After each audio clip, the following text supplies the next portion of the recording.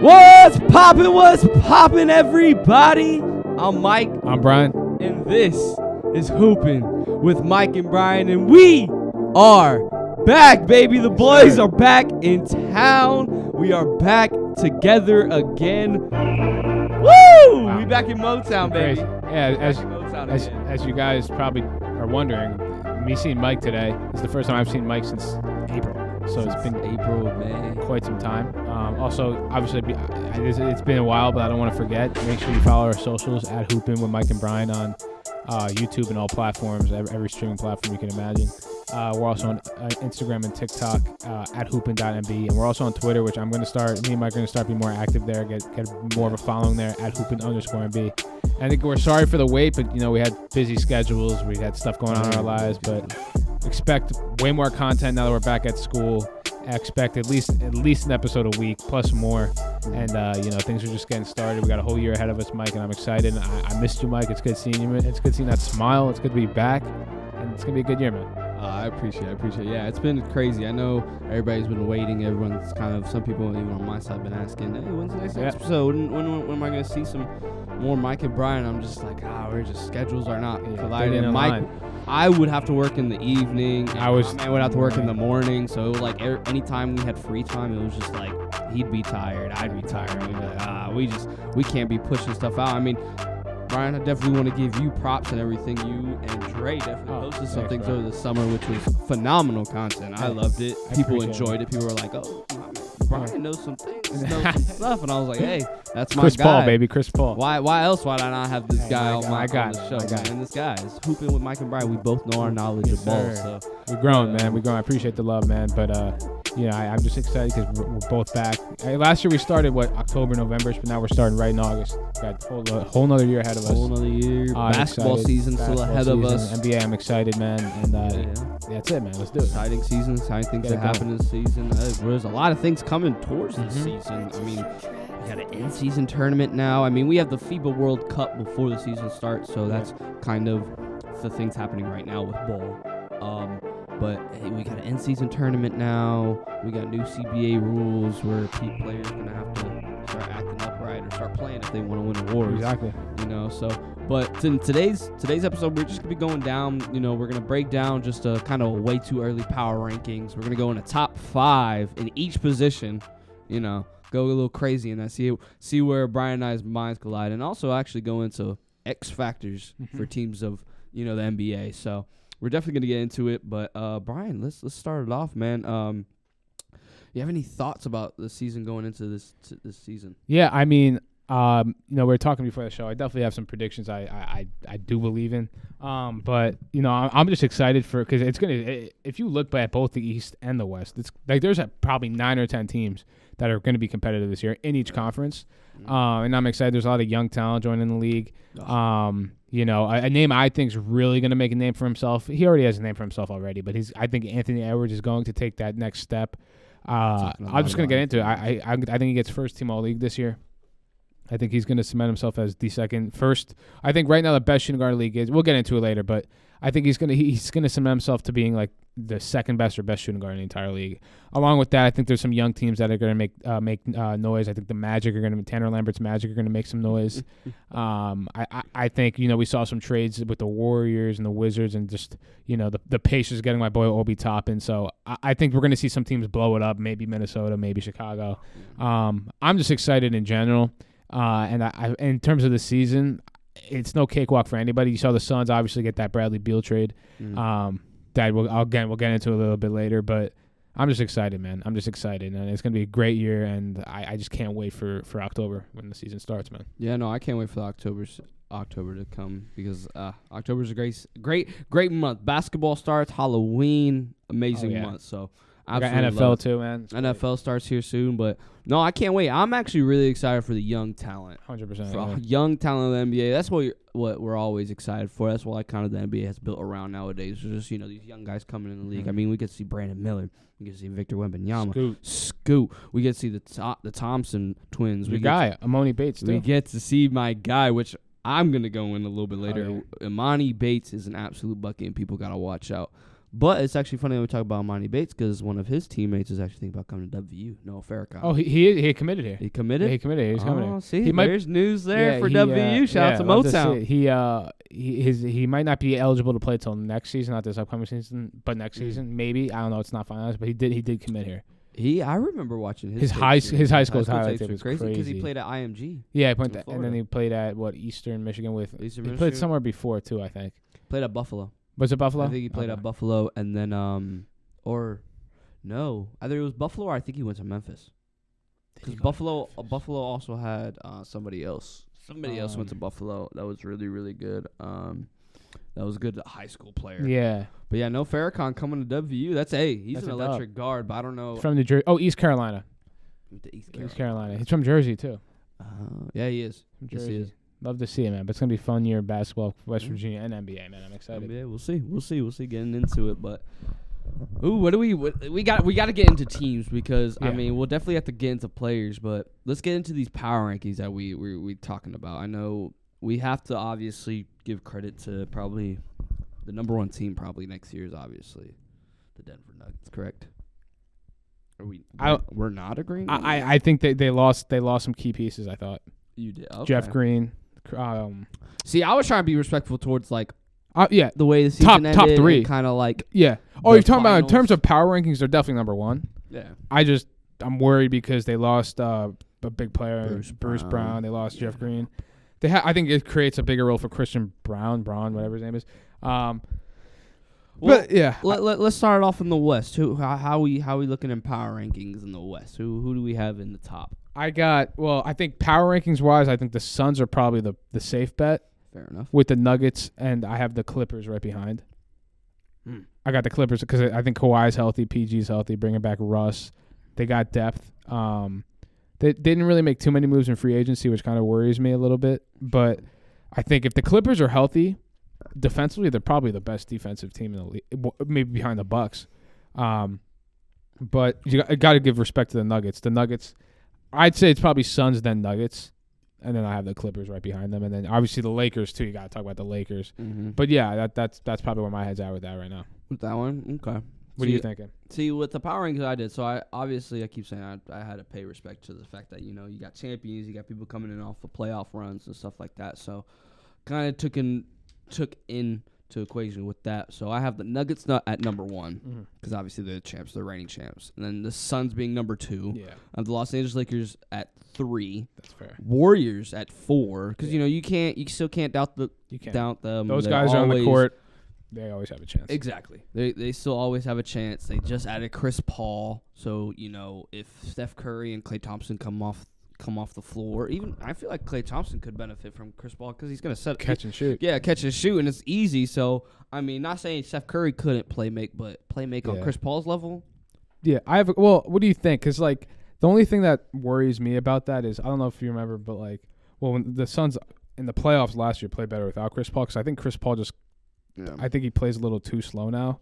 Yeah. And he's just not he doesn't have that same dog in him that he had a couple years ago where he could control the pace of the game. And the Warriors like to play fast. So I don't know if I don't know. Maybe it was just the offense that the Suns were asking for because now he's coming off the bench most likely, right? I don't know because here's the thing. When so obviously before I make this reference, shout out to Gilbert Arenas. I was watching the great podcast. Great podcast, Gil's Arena. He just interviewed Steph Curry, and he was talking about it. He might start because then he's talking about even Steph was like, I'm excited for Chris Paul. I mean, I would be just for a guy like Steph Curry because, I mean, Steph Curry makes his job right now is the GOAT of shooting. So, really, to be honest, he could benefit off of Chris Paul. And, to be honest, he was like, oh, I can't wait because, to be honest, there's going to be a lot of catch and shoot. There's going to be a lot of all I got to do is catch the ball and shoot the ball. Less to do. I mean, hey. Klay Thompson, he has 60 with 11 dribbles? Yeah. 11 dribbles. 37 and a quarter, too. 37 and a quarter. So, I mean, it works out there, rounding with the Warriors. And then, I mean, even in the rankings, man, I kept it Bay Area. I picked the Sacramento Kings right behind the Warriors. At number 5, you had at number 5. Okay, I had the Kings at 6. Warriors at 5. And then I have the Clippers at 6. Actually, I have the so I have the Nuggets at 3, Lakers at 4, Warriors at 5, and then Kings at 6. Okay. See, I like that. See, I had to keep the Kings, man. They're still such an exciting team, and they got playoff taste now. they got that playoff. And the blood. Game 7, they're gonna be ready to go. Oh yeah, they're gonna be ready to See, go. I feel like that team is definitely. We're gonna make this. We're gonna have to make this. We're gonna have to make a team to watch list and a players to watch list because to be honest, the Kings are definitely on my list to watch because they're fun, they're young, they have that. Oh, it's like when Sharks smells that blood, bro. They got that playoff blood. Oh, they're ready, man. I think I think you bring up a great point. I following my number 7. I think it's gonna be this year version of the Kings, a team that I don't want to say overaccomplishes, but I got the Oklahoma City Thunder at 7. Okay, I didn't have the Thunder in my power rankings, which kind of stink. But to be honest, the reason why is because we do have a little bit of a good team that is gonna probably drop off a tad bit. To be honest, I kind of did feel a little disrespectful doing this to them, but I did have the Grizzlies at 7. Okay, yeah, that's fair. You want to go into it? Why? The only reason why is because, yes, they may not have the team that they have intact from last year without Dylan Brooks, and then I believe Tyus Jones. I'm worried, but yeah, and they don't have Ja for 25 games. And then they don't have Ja for 25 games, so obviously the beginning of the season is going to be a little rocky for them. But they still added a good player, Marcus Smart, who can really give them that defensive presence, which they already kind of have because they still have the defensive player of the year, even though Anthony Edwards during practice is like, H-U-D-P-O-Y, why ain't you jumping with me? But besides that, you still got JJJ in the back. You add Marcus Smart. Him without Ja, I think is still. I say they at least stay at 500 for the first 25 games without Ja. That's why I say at least 500. I say at worst they're like 8 or 9 between those 25 games because I still feel like they have the full team. There was even moments. Yes, it was Tyus Jones and maybe Dylan Brooks at sometimes with momentum wise stuff like that. That like they did good even without Ja in certain moments. Mm-hmm. But I mean, you add Marcus Smart. Marcus Smart's a competitor. He comes from a winning team, the Celtics, and he has a pretty good impact without scoring the ball. Yeah. So and they already have that defensive presence. So they add that. I feel like at least they still stay a pretty good team because I think we still had to give them respect for the last couple of years. They've been number 2, They've been number 3 in the West, and we always talk crap on their players. Yeah, no, I think you bring up a great point. For me, I'm actually really worried if I'm a Grizzlies fan because without Ja, I think losing Tyus Jones hurts them a lot because he kind of held down that 4 without Ja. He had the best assist turnover ratio in the league. I honestly think losing Tyus Jones hurts them more than gaining Marcus Smart. Because I think Tyus Jones really elevated the play. And people are even saying they're better without Ja Morant. I'm not saying the Grizzlies are better without Ja Morant. You're going to see this year how valuable Ja Morant is to that team just because they're not going to have Tyus Jones. But I will say, sorry about cutting you off, but I will say be careful for Ja Morant coming back because he will have something to prove. That's true. He's but got a lot to prove. That's why I have the Grizzlies at 9, and then I actually have the Timberwolves at 8. At 8, I have the Mavericks. I'm sorry. No, I had the Mavericks at 9, Grizzlies at 10. Yeah, see, I had the Mavericks because, I mean, we still can't doubt them. They still have Luka and Kyrie. But the defense, man, I don't know. They added Grant Williams, which is... That's the thing. But they're still small because Grant Williams is 6'9". 6'9". I know, 6'7", yeah. He's not that tall. I'm not sold on that. And also, like, I think Luka might have an MVP caliber season, but... And they're still thinking about trading Christian Wood, so, like, you still bring off that, like, taller... I'm not sold on Dallas. I think the problem is also, like, I just don't know how Luka's going to do for his first full season with another ball-dominant player like Kyrie. To be fair, like, don't get it wrong. They'll probably be a really good scorer. They're going to put up numbers, but will it translate to wins? Like, I don't think so. And also, the West is just so good. It's going to be tough. So that's why I'm worried. That's why I have – and the Grizzlies, I think it comes down to, for me, the reason the Grizzlies are really low is just because I think they're going to lose. They're going to suffer without Ja, I think. I think they'll, as you said, they might be a little bit below 500. They're gonna suffer without Ja, and I 100% agree with that. But I feel like this is that time for Triple J to start going. Yeah, exactly. This is that time for Desmond Bane to go off. Like, I was never sold on Bane though. But to be honest, he's their second option. It was really Ja, Desmond Bane, and then JJ or Triple J, and then it was like then it would go to the other guys. So it was like. At this point, Desmond Bane has to step into the first. He has to. They paid him that contract too. Yeah. And to be honest, he can score at that. He score average at 20 points. To be honest, he can be like a Bradley Beal type of guy. He's an off guard who could score, and then you get your John Wall back, you get your John Morant back, and then you're back to that because another thing is I think Triple J should be running.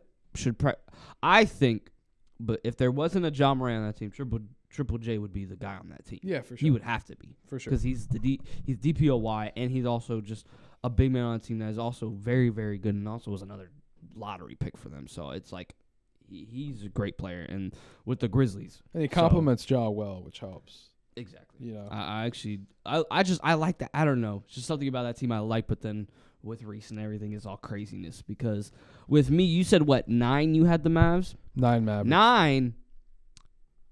You had them very high last year, and they didn't do so great last year. I learned my lesson. And you learned your lesson. But to be honest, I'm still high on them because when it comes to rankings, when it comes to position rankings, I had one of their guys in a very high ranking. I'm sure. Well, where'd you have them in your power ranking? I have them at 9. I have Pelicans at 9. Oh, I thought you were talking about. I thought you were talking about the. No. I'm talking about the position. Pelicans? Yeah, I'm talking about the Pelicans. Oh, okay, the Pelicans okay. are 9 right behind the Mavs. Pelicans. Yeah, I have the Pelicans because at 11. if the team is healthy, if that's the only problem. That's the only problem right now that really denies them, because whenever they're healthy, they look like a really, really, really good team, and they didn't lose. They were the number 1 seed the first couple months last year. Because who did they lose this past season? I don't even think they lost anybody. No, they got they signed somebody. I don't know. Was it Josh Richardson or something? They got something. No, Josh Richardson came back to Miami. Oh, he did, right? I love it. I just learned my lesson. I was very high on the Pelicans, and I just have no reason to act. No, I mean, again, I just think the West is just too good. Yeah, the West is really good because I know you brought up the Timberwolves. So what teams? It sounds like there's 2 teams I didn't put in that you have in, or one. I had the Thunder and T-Wolves. I don't know if you had. Yeah, the Thunder. Thunder. So here's the thing I got about the Thunder, because I love the Thunder. I love Josh Giddey and guys like that. They're just still too young. Because then this is another. It's cool that he's back and he looks good for what he could do on the court, even with the size he still looks. But we still got to figure out Chet Holmgren for this team. Yeah, I mean, from everything I've seen, I think he's gonna be Rookie of the Year. Oh, you think he'll be? He's gonna be Rookie of the Year Over Scoot and over Victor? Over Victor. Over even the dude, Chet. Everything. Even Amen. I'm glad you brought him Amen up. Or Amen. Amen is crazy. Good. I always get the ones mixed up, but yeah, the Thompson twins I actually like a lot. But I do think that I think Chet. I don't think Victor has that. I understand the hype around Victor. He's 7'3", 7'4", and he can shoot. He can stretch the floor. I don't know. I'm just not. I think Chet is in a better situation. The only thing is Chet's probably like the third option.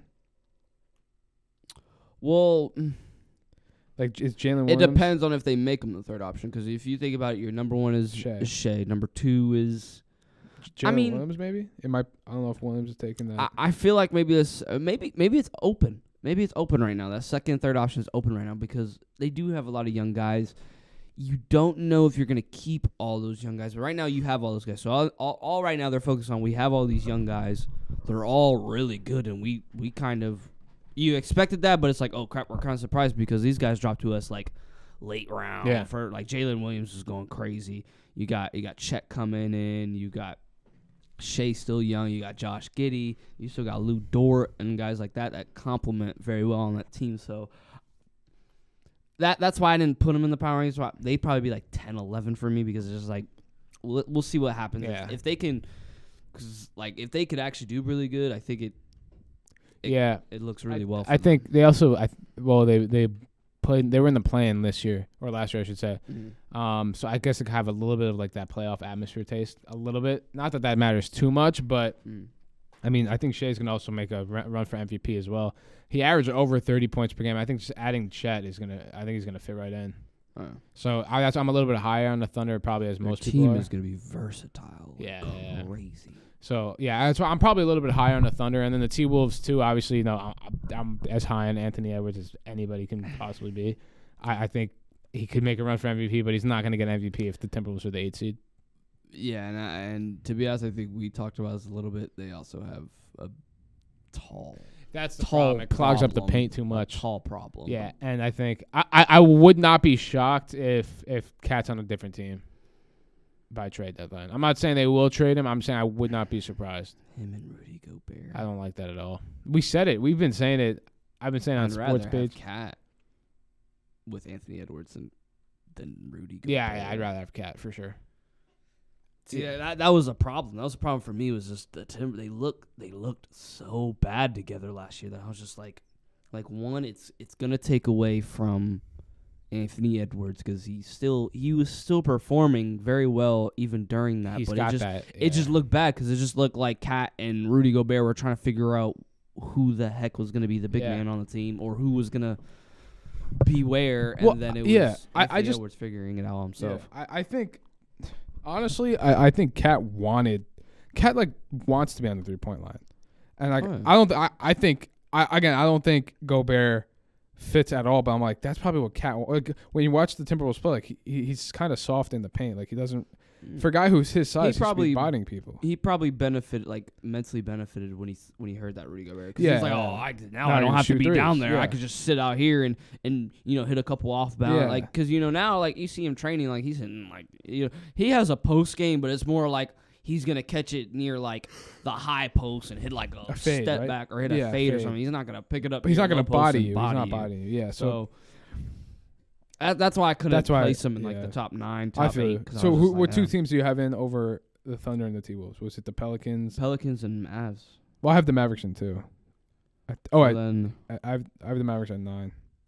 I mean, you have every team except for because I have the Pelicans, Mavericks. So number 1 for me is Nuggets, Suns, Lakers, Warriors, Kings, Clippers, Grizzlies, Mavs, Pelicans. Oh yeah, okay. Yeah, I had the Clippers at 3. Yeah, okay, I got you. Power rankings these are like early power rankings. These are just more like what team brings and like where they kind of finished off last year. Because to be honest, like the Nuggets obviously finished off number 1. The Lakers and Warriors were Lakers were near the bottom. You know. So and then the Pelicans they played in the play-in. They were in the play-in. They were in the play-in. They played the Thunder. So to be honest, look, they are at the spot that they came into the playoffs. So to be honest, I'm fine with my power rankings. I mean, I understand that you brought in the Timberwolves and Anthony Edwards and all that stuff, but I was just like, yeah, I have to. I can't work with them when they still got Rudy Gobert, and it's just like I think it's just and that's because then don't get twisted on that. It has nothing to do with the fact that I don't think Rudy Gobert is a bad player. No, he's not. I just think he just does not fit. It does not fit at all. Because then that's another thing. Because people can argue, oh well, maybe it's the coaching. Okay, fine. They get another coach. We can see from there. But right now, the coach that they have right now. Oh yeah, I can't think of his name. I can't. But isn't it? I thought it was Oh no, he's not coaching their team anymore. I thought it was Oh, it's Chris Finch. Okay. But yeah, so I don't know. I'll be interested to see how it plays out. But like, if you're the Timberwolves franchise, you traded your whole future. And if it doesn't work out this year, like what's the plan going forward? You sign Ant to that 5-year deal, but it's like Ant's not going to want to be there long term if they're not going anywhere. Yeah, no. Well, there's already been 1 seed planted. There's a lot of little funny things that I see from the Heat world. Really? Since someone's a coach of the USA team. Oh yeah, I know. I saw that. I was talking to actually Tanner Mounts about it. He's like, yeah, Anthony Edwards gonna be on the Heat in 5 years.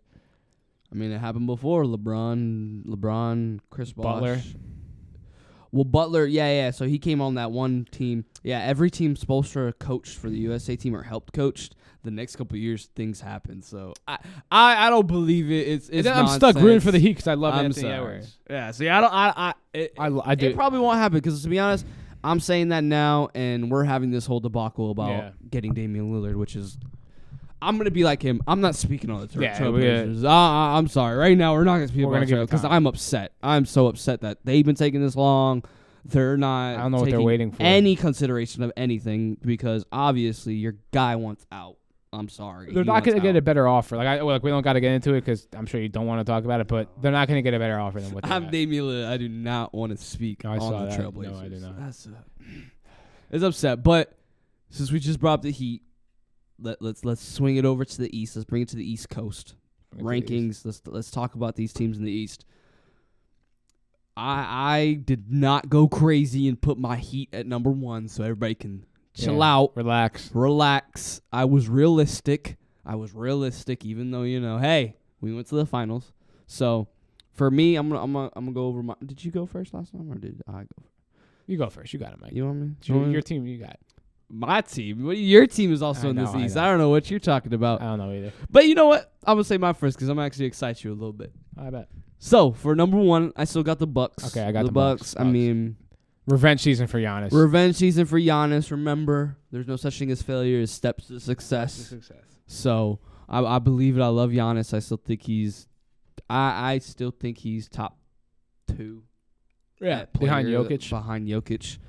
Because you can make an argument for one. I wouldn't. We're gonna have to talk about that one team in Philadelphia. Oh yeah, I'm actually glad you brought that story. Up. Yeah. Number 2, the Celtics.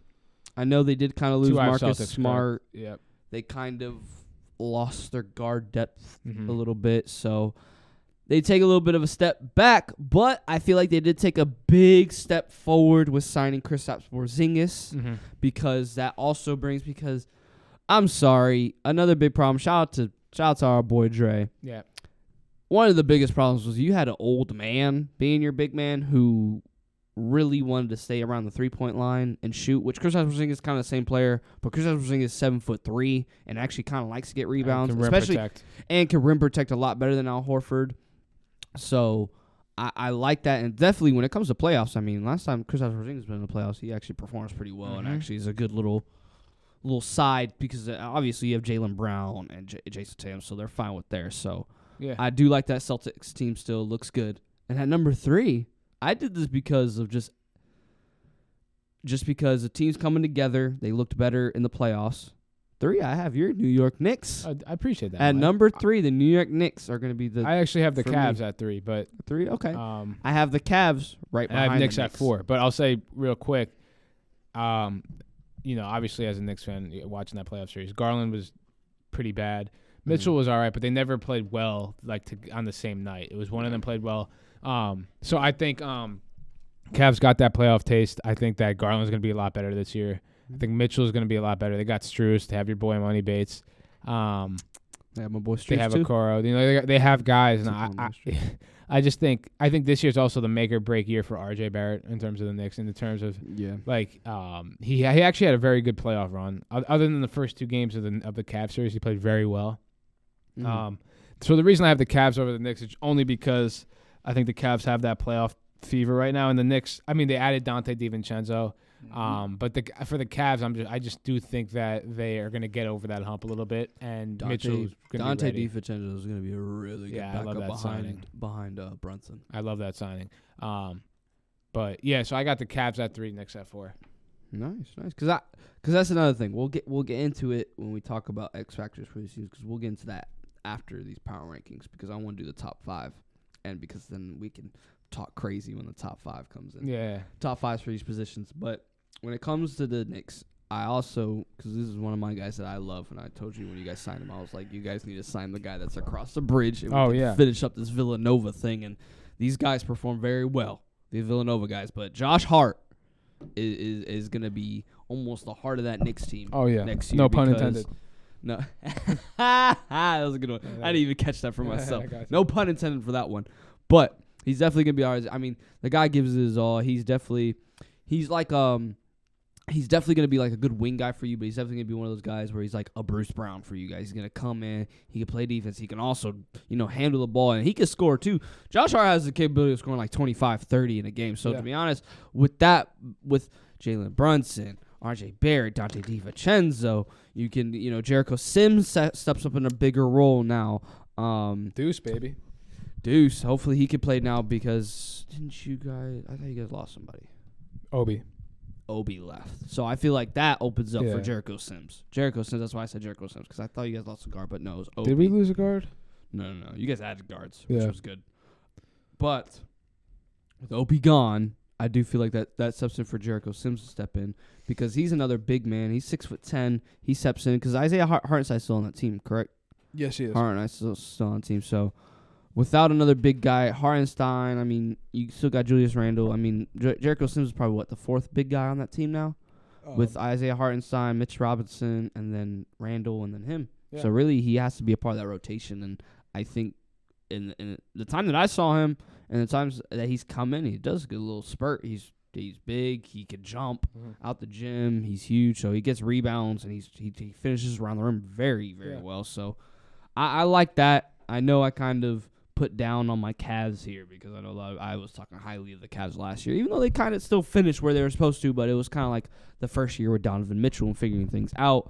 But that's why I have them behind the Knicks, because when it came to playoffs, they didn't look as good as the Knicks. The Knicks actually looked good in the playoffs and everything. So it was just like, I'd rather have the Knicks than the Cavs right now. So Cavs finish off right there at 4. And number 5, this is where I put my Heat. Okay, At the Heat, I put at 5.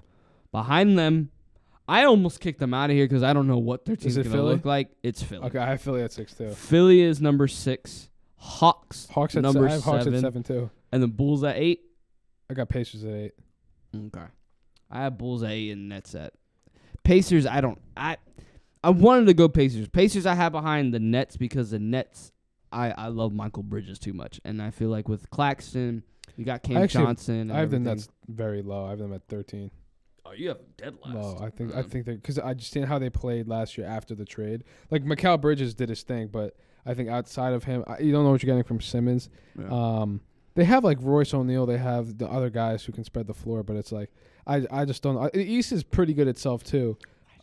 So I got the Pacers at 8, and I think this is gonna be a big year for Tyrese. Because I didn't even put into thought of the Pacers, because I thought about the Bulls, because the Bulls still have like.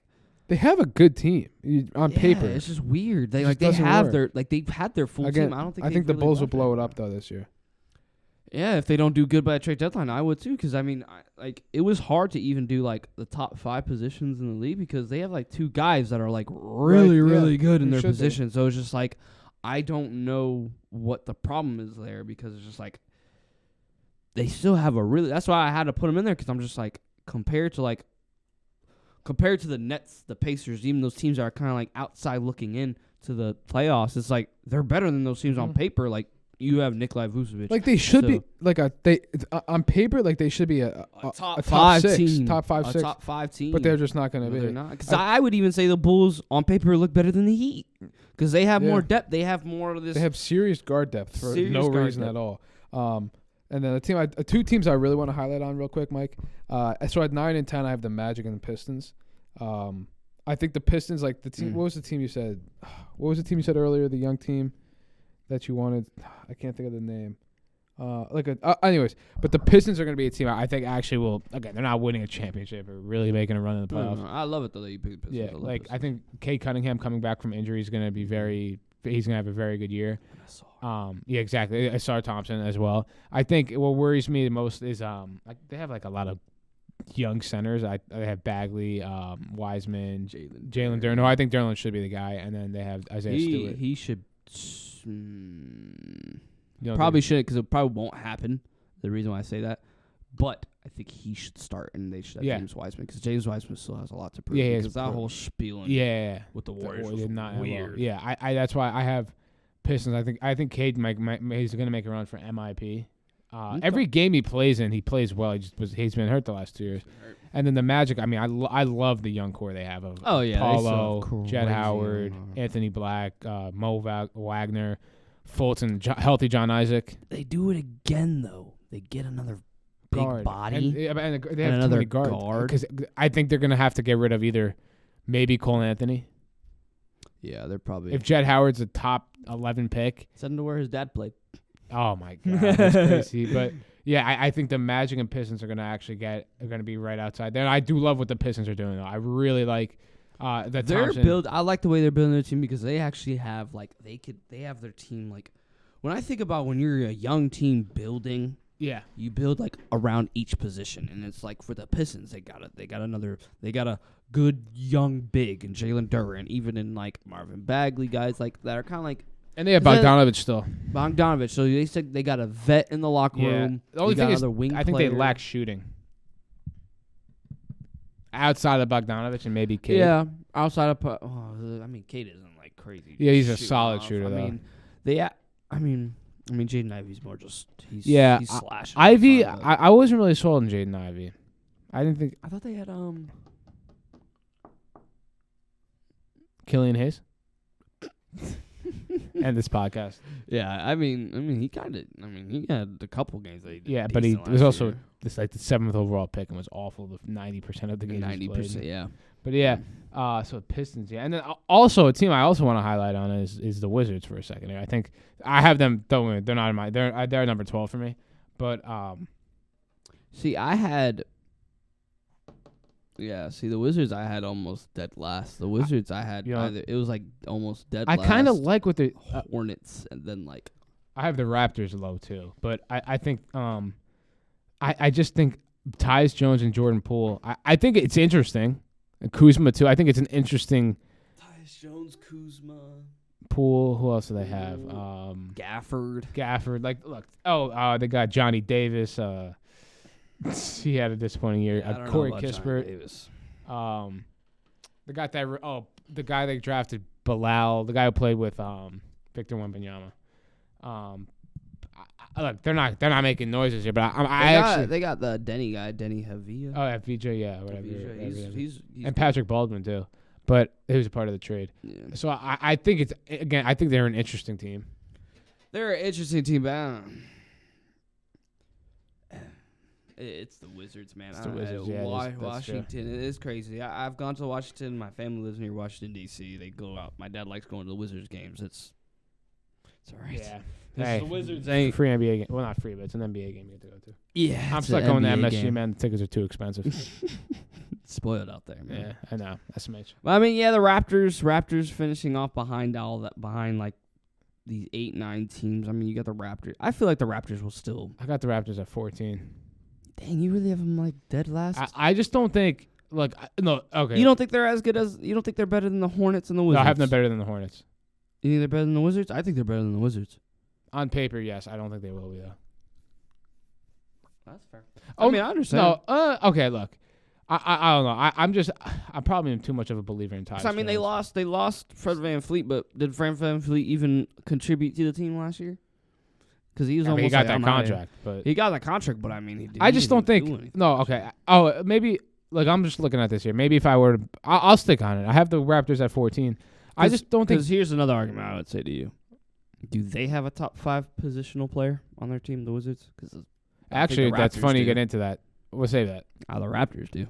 I think the Wizards will this year.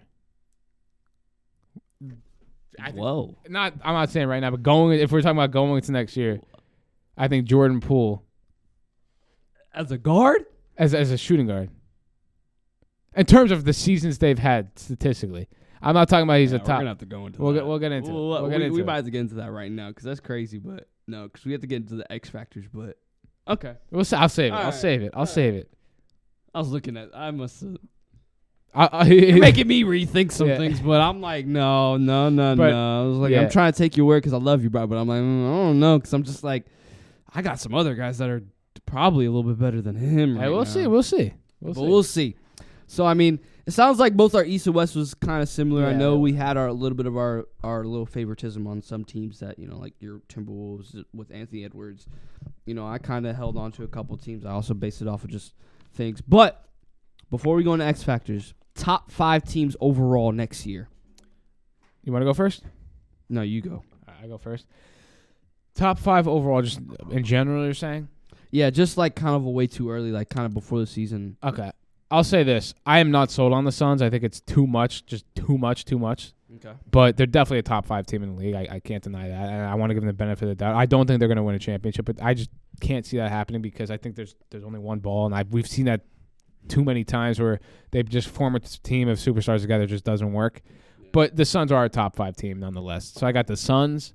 I'll definitely say the Bucks. I'll say the Celtics. The Nuggets I want to give respect to. Is that 4? It's 4. And you know what? I'm going to say the Clippers. If they're healthy, the Clippers, I got Clippers at 5. Okay. What about you? With the Lakers just outside of that, but. So, these are the teams I'm saying outside looking in. So, these are pretty much notable nominations. Lakers, Cavs, Warriors, Kings. Kings, okay. So, those 4 teams could possibly be top 5 next year. So, we have a similar top 5. Possibly. Nuggets. Okay, I have the Nuggets. Bucks. I have the Bucks. Suns. Celtics. Okay. Heat. Okay, so I just have the Clippers, you have the Heat. Yeah. So 4 of the 5. Okay. Heat, if they get Dame 100%. If we get Dame, I might put him. No, I'm just kidding. Yeah, me and I Matt's might put him had a little this bit higher if Dame comes on that Let me team, ask you this question, not to get into it.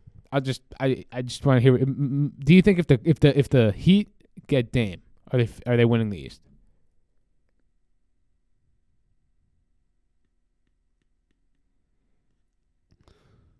No.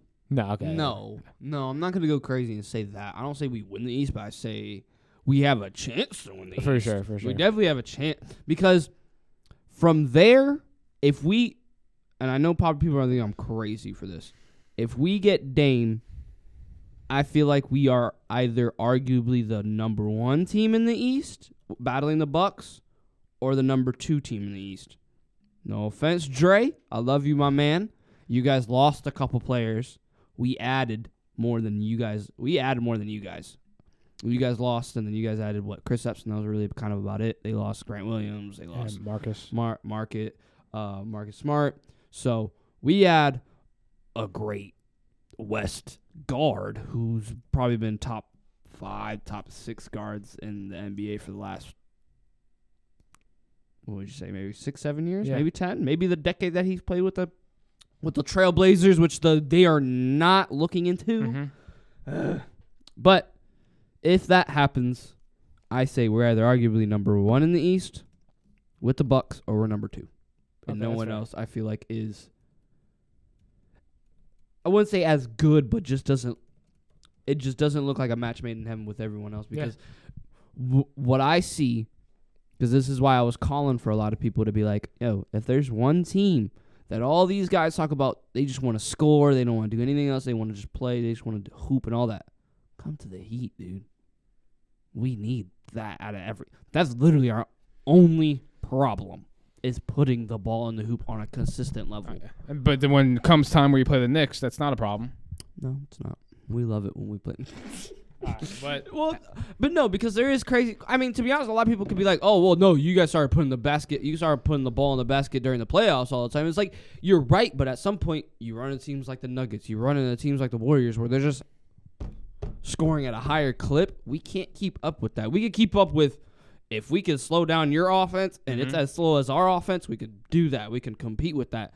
But if you're the Warriors, the Nuggets, the Suns, even the Kings, how fast-paced their offense is, it's like we can maybe keep up defensively, but we can't keep up offensively because we don't have the scorers. Yeah. So bring it Dame, bringing in even when they were talking about bringing in Kyrie, I was just like, Anthony Edwards. They're talking about how I'm like, bring them all. I don't right now the way our team is formatted. They will love it because they have all the space in the world. They have everything. They could take the ball and be like, everybody go to the opposite side of the court. I'm just gonna score. Or you know what? If it's Anthony Edwards, I'd be like, how confident and cocky he is. I'd be like, if I'm Anthony Edwards, go play defense. I'm just gonna score for our offense. Go play defense. Yeah. So, because to be honest, people are gonna argue we lost guys too, and it's like, okay, cool. We may have lost Gabe Vincent and Max Strus. But we just added Josh Richardson back, who's been a part of the team before. And he's another lengthy guy who can... He's not like a crazy scorer, but he can play defense very, very well. We still have another young guy, Nikolai Jovic, who's been killing it for Serbia. Yeah. I think he's Serbia. No, that's not Serbia. Serbia is Luka Doncic in them. But I don't... He's... Jovic is... I should know this because he's possibly not our future. He's hard to say. Part of the future because we drafted him and he's like a 6'10" versatile guy and he plays very similar like Jokic. He's gotten bigger, so I do love that. But back to your thing. If we do get Dame, I say we get a lot better and I look at our team a lot better, but. Winning the East, maybe a little bit of a stretch because the Bucks are still there. Bucks, that's what I'm saying. All right, so you want to get into these X factors? X factors. Is that the vibe? X factors. All right, boss man. X factors. Let's start in the East because I want to hear your West. Okay. Because I didn't really get to the West. I was really going into the East. I got you. I mean the teams. I really, even some teams I got lost a little bit because I was like, dang, who? Because then you also had to take into effect player signing and everything. That stuff. So you just don't know what's going to happen. All right. Let's start it. You know your divisions? I just did it alphabetically, but I do know my divisions if you want to. Okay, so the Atlantic has Celtics, Nets, Knicks, Sixers, Raptors. So you're familiar with this division. Yeah. So to start off with the Celtics, who's your X factor? I'm not even gonna lie. I told you before it was Jaylen Brown's left hand. That's the X factor for the season. No, I think Derek White's probably the X factor because losing Marcus Smart, obviously opens up a role for him, and obviously you have Peyton Pritchard, but I think he's gonna be. I guess he's gonna be the starting point guard now, right? Am I forgetting somebody? No, he probably will start. So and he actually had a pretty good. He had that game winner in Game 6 of the conference finals. So I think it's Derek White because he comes into that role of being that starting guy now, and he's also going to have to, facilitate to Porzingis, and obviously Jaylen Brown and Jason Tatum. So I think he's the X factor for that team. That's true. No, I see. I like it because he does have to step up a little bit more because their guard depth does go down without Marcus Smart. He comes in. Their other guard is Peyton Pritchard. Peyton Pritchard, yeah. And Malcolm Brogdon. So I think you go either one. Either one. I mean, I know Peyton Pritchard. They didn't really put in Peyton Pritchard like that, and so it was kind of garbage time or they were up by a lot. So, but for me, for X factors, I put Kristaps Porzingis because he does step in a role where he is also going to have free range to do stuff because they don't have big men. I mean, they lost Grant Williams, even though he's not a big man, but they lost him. He was kind of like their 4 or 5 whenever they want to play small ball. Al Horford, he's older. He's done, right? He's still there. He's still there? I think so. He's going to retire. I don't even know. Probably He's should. still playing, but I mean, I think it's so good because Kristaps Porzingis will start. That gives him that height. He's 7'3". You have the length now with Jaylen Brown and all that stuff. He's a good rim protector, so I feel like with him, he's going to be a good little third option and also be able to give him that little defense because then you still got Robert Williams and you put Robert Williams at the 4. You could put Robert Williams at the 5, Kristaps Porzingis at the 4, Jason Tatum at 3, Jaylen Brown at 2, and then Derek White or Derek Brogdon. White at the Derek White, yeah, Probably Derek White or Brogdon, and you're at the 1, and you look pretty good. So I think that's a pretty solid starting 5. So it's going to come down to probably point guard or if Porzingis can be that guy for them. Yeah, it's really the positions that they lost are going to be the X X factors. It's factors. or the positions that they either lost or that they went after, and that's their point guard, pretty much their playmaker, and then their big men. Yep. So I agree. I see that, but no, that's good. Nets. I actually have Ben Simmons. I think if Simmons plays, His X factor is if he plays. You just don't know what you're getting from him, and I think he can really boost that team's offense. And then in the turn and the way he facilitates the ball, I think Mikal Bridges will get good open looks. Obviously, Cam Johnson. That's their number 1, number 2 option right there. Yeah, exactly. So I think Ben Simmons, because they're not going to win a championship, but if he plays, they can compete for a playoffs. But if it's the Ben Simmons we know, well, the one we know in recent years, probably not. I took an account. If he plays, that's why I had him so high in the rankings. Without if being he plays, if he plays. Because another thing is, I feel like he does maybe benefit with guys like, maybe not Michael so much. Say Michael like that. Mikal. But Mikal. There you go. But Cam. Because Cam is a shooter. Cam goes around, and he's a big guy. So they have lanky. They could have a lengthy team if they wanted to. Because they could have Mikal. I keep You got it. Mikal Bridges. They have Ben Simmons, Cam Johnson, Nicholas Claxton, and then whatever other guard that they can put in. I mean, the guy that I have isn't probably the guy that I'm thinking of that could be the other guard as an X factor. Lonnie Walker. That's true. Yeah, I forgot. Lonnie Walker is a good pickup for them. He's a scorer. He can come off the bench and score the ball. I mean, hey, he did it for the Lakers that one time when they were like, they just told me to step up, and I stepped up. Yeah. So So I like, maybe that's just the Miami favoritism because he went to University of Miami, Lonnie Walker. But no, I think he's a great pickup. I was gonna put Ben Simmons, but it was just like if he plays or not, and I just don't know. And I know and he plays. That you're still asking, are we gonna get the Ben Simmons maybe from the Sixers? Are we still gonna get at least a good Ben Simmons, stuff like that? But if he comes in, I feel like this team is still a good team. They have like a starting core if they want with like Mikal Bridges, Cam Johnson, and Nicholas Claxton. I feel like those three are actually, I think they're good right there with just those three, and then Ben Simmons, and then you still got like Lonnie Walker coming off the bench. You got Royce O'Neal. Is it Royce O'Neal that's coming? I meant their other guard. Don't they have I know Seth Curry left. I was thinking Seth. He went to the Mavericks. Went back to the Mavs.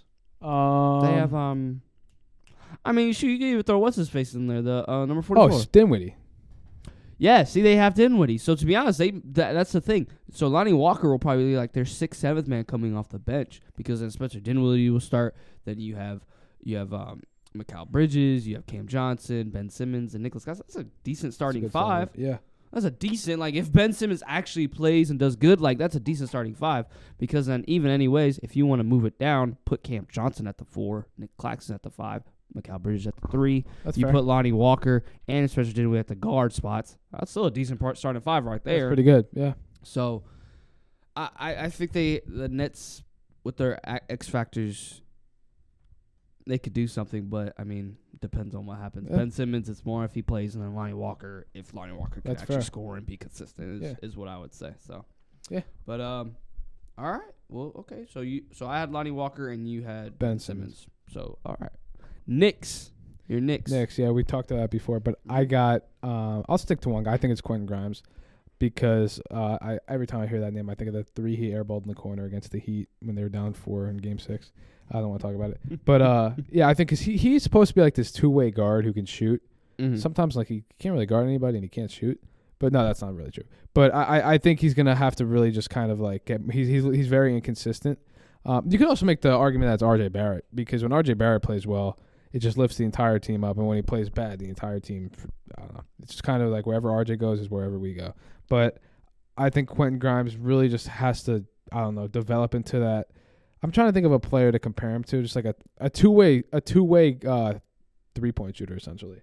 A two-way 3-point shooter. You know, like I'm trying to, I don't know, maybe like I'm trying to think.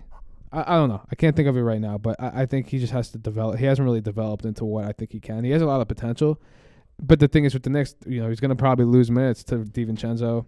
Josh Hart's now on the team. Like he joined the team halfway through.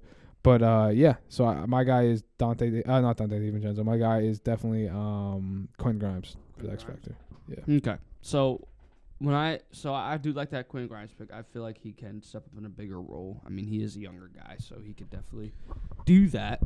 So for me, my main guy, and I told you this before because no pun intended, he is going to be a heart of the team. The heart of the team.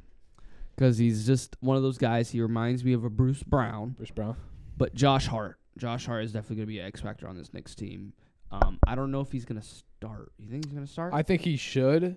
It probably becomes it was him and Grimes who are because it was Brunson, Barrett, whoever that third was, Randall, and Mitchell Robinson.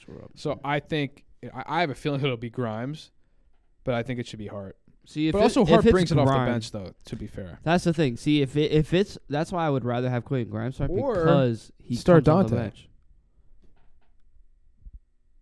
But that'd be him. I guess you put RJ at the 3. Yeah. I'd mean, probably RJ's what 6'6", 7", so yeah, I mean but you could put him. I don't know if I'd want to bring both Hart and DiVincenzo off the bench. Why not? I think they want Grimes. play Grimes with DiVincenzo or Grimes with Hart? I would say, if it was up to me, I'd probably start DiVincenzo. Here, the way DiVincenzo plays, I feel like would be better with a guy like Josh Hart because they both can play make pretty well. So they both will be able to just find each other. Quentin Grimes, I mean, he's got to play defense. But I feel like you'll get defense from Josh Hart and Dante. But I think if they're like, the way I'm looking at it is like if they're kind of going to be like the heart and soul of this team in terms of like, you know, playing hard, playing defense, getting others involved. Grimes and DiVincenzo? No, DiVincenzo and Hart, I think. Yeah, I don't know if I'd want to bring both of them off the bench. That's why I was I was gonna say if there's another X factor on this team, it's probably gonna be the fact that you guys signed Dante DiVincenzo because he's a spot up guy. Because I mean he played for really 2 championship teams. Really, he played for the Bucks and the Warriors and the Kings, both before the Kings were good. before they started becoming really good. Yeah, so that's why I think I don't know. I don't know if I'd bring both of them off the bench. Also, you kind of paid both of them all that money too. Yeah, I get that. I'd probably start one of them. I would start Hart, but they probably will start Hart. They probably most likely will start Hart. And honestly, rightfully so. Hart can actually do. he can actually. And go I in the think he paint, get deserves to. rebounds and stuff like that. Yeah, I think he deserves to start after the production he did in the time he had in the second half of the year with the Knicks. I think he deserves to. I'd probably start DiVincenzo because I like Hart off the bench more. Yeah. See, I agree with you. So, if that's the case, even though I know I picked Kristaps Porzingis, which he'll probably start for the Celtics and stuff like that, and I really try to pick these X factors, not to try to be like, oh, I want it to be different from everybody when I pick these X factors, but like I try to go into guys that are not like your number one option, your number two option, maybe more like your third option or your guy that comes off the bench. I try to think those are your X factors. Those are your guys that come in, and those are like your extra factors. That's when I think of X factors. I think of just your extra factors. You already got your main factors. You already got your main guys on the Knicks. You got your RJ Barry. You got Julius Randle. You got Jalen Brunson. You got your main guys there. Yeah. So outside of them, I think obviously Josh Hart, Dante DiVincenzo. So X factors like that. So with Josh Hart, if Josh Hart does start though, I think even then I still think he's the X factor on that team still, the main X factor. But then even a bigger X factor role is when Dante DiVincenzo comes off that bench for you guys, because then that shows how he looks with that second Very team much so. And that momentum. Because I think another thing that killed you guys is the fact you guys' bench wasn't that good. You don't think our bench was good? Not in the playoffs. Well, outside of Hart, who came off the bench? I mean, Hartenstein. He's a hustle. Yeah, no, I agree. Our bench isn't our strong point of our team. Yeah. Also, I mean, Brunson didn't really have a lot of help. I thought, I had to really think about it. Because then I had to compare, even though our bench was just really nobodies until they showed that they weren't nobodies. But, even then, I feel like guys weren't performing as much as they probably should be. Because, I mean, you guys have the depth for sure. But I don't know if those guys that are in that depth now, maybe. Because now you have Josh Hart. You have Dante DiVincenzo. Now you guys have the better depth. And then we lost. Obi came off the bench too, but we lost Obi. So, and Obi was a big energy boost, I thought. Obi was a big energy boost, but sometimes he didn't get into the offense, and I didn't like. They didn't play him and stuff like that. Because then Jericho Sims didn't get any play, but now we'll probably see that. But I don't know with Tom Thibodeau. So you never know with him. He'll probably overplay our young guys, but we'll see. He probably will. He probably will. But he's gonna love Josh Hart. Oh yeah. So that's his type of. That's another thing. Now, let's go Raptors first, because I know we're probably getting into this with this other team that's in this division. Raptors. X factors for the Raptors. I actually had Scotty Barnes. You guys got. I couldn't pick Scotty Barnes because I think Scotty Barnes is like their number one, number two option. Because I think I feel like some Pascal nights and it's Scotty. But some nights he's the number 3 option with OG. That's why I don't know. That's true, but with OG there, that's another thing. But I feel like just OG doesn't have that scoring. I think they really think OG's more like he's our defensive guy. I think Obi doesn't get enough credit though offensively. OG? Yeah. Yeah, that's fair. I get it, but I mean, I think it's because Scotty Barnes usually sometimes brings up the ball for them, and he's like initiating the offense because he's like such a versatile big. Because he's like 6'7", he's like 6'8", 6'9". He's like just versatile. Yeah, that's true. But for me, my X factor is actually their big man, Jakob Poeltl. Jakob Poeltl is actually. And they just get him. Man. I think he's a good big man. I think he's actually. Yeah, he had a good year in the Spurs. With the Spurs, that's what I'm saying. He had a good years with the Spurs. Kind of finished it off with the Raptors. I mean, he played with the Raptors before. Him and Siakam get along pretty well. So I mean, him and Siakam, and then you got Barnes at the 3, OG at the 2, and then whoever your 1 is, Malachi Flynn, or who is going to be their 1? Who is going to be their 1 next year? I don't even know. Oh, they signed Schroeder. So that's actually a decent 5. Schroeder. They still have Gary Trent Jr. They're not. But the thing is, I don't know. That's the reason why I had them even like in the standings when I went all the way down. I was like, that's why I couldn't see them be last. That's why you're like when they were like last. I was like, really? I was like, even with the guys that they have, they signed Schroeder, like not as like because when I think of bad teams this year, I think of like the Hornets. I'll say I think it's just the Raptors' worst year though they'll have within the last. Maybe even 10 years. I agree. Because they've made the playoffs. Like I don't think they're making the playoffs. But they didn't make the playoffs. I think they were play-in. No, did they make the playoffs? I don't even think they made the play-in last year. They did make the playoffs. They fell out just like they last did, minute. They were in there, but then they fell off. Yeah. So, I mean, we'll see. But, like, with the Raptors, I like the Jakob Poeltl because then from there I was going to pick Gary Trent. Okay, that's fair. Because then he's like another guy that scores, and he's actually really like he's a good shooter for them. That's fair. He's kind of like a 3-way or 2-way player. So I like the way he yeah. plays. So it was either Jakob Pertl or Gary Trent Jr. Oh, that's fair. So that Raptors team is. Now when I think about it, I think that Raptors team is actually kindly nicely built. Because I mean, you got Dennis Schroeder, OG, Scotty Barnes, Pascal Siakam, and Jakob Pertl. Sorry, you're starting 5. That's actually Not a bad starting 5 to me. I just thought those 3 players play a little bit too similar. I don't think they complement each other. Who? Barnes, OG, and Siakam. That's fair. I just don't know. Look, honestly, talent-wise, the talent's there for sure. I just don't know if that's your core that you're going with for the future. That's not. I don't think that's going forward. Yeah, I don't know. And the thing is, I think they've got to build around Barnes. Siakam, he was all NBA, I believe, last year or the year before. Mm-hmm. Like don't get me wrong, he's good. When I watch him play, it's just like it's something. I'm just not sold on it. Like I like to do like that eye test and just like see how he looks like when I'm watching him play. Like he puts up numbers, but sometimes it's like random. It's like empty stats.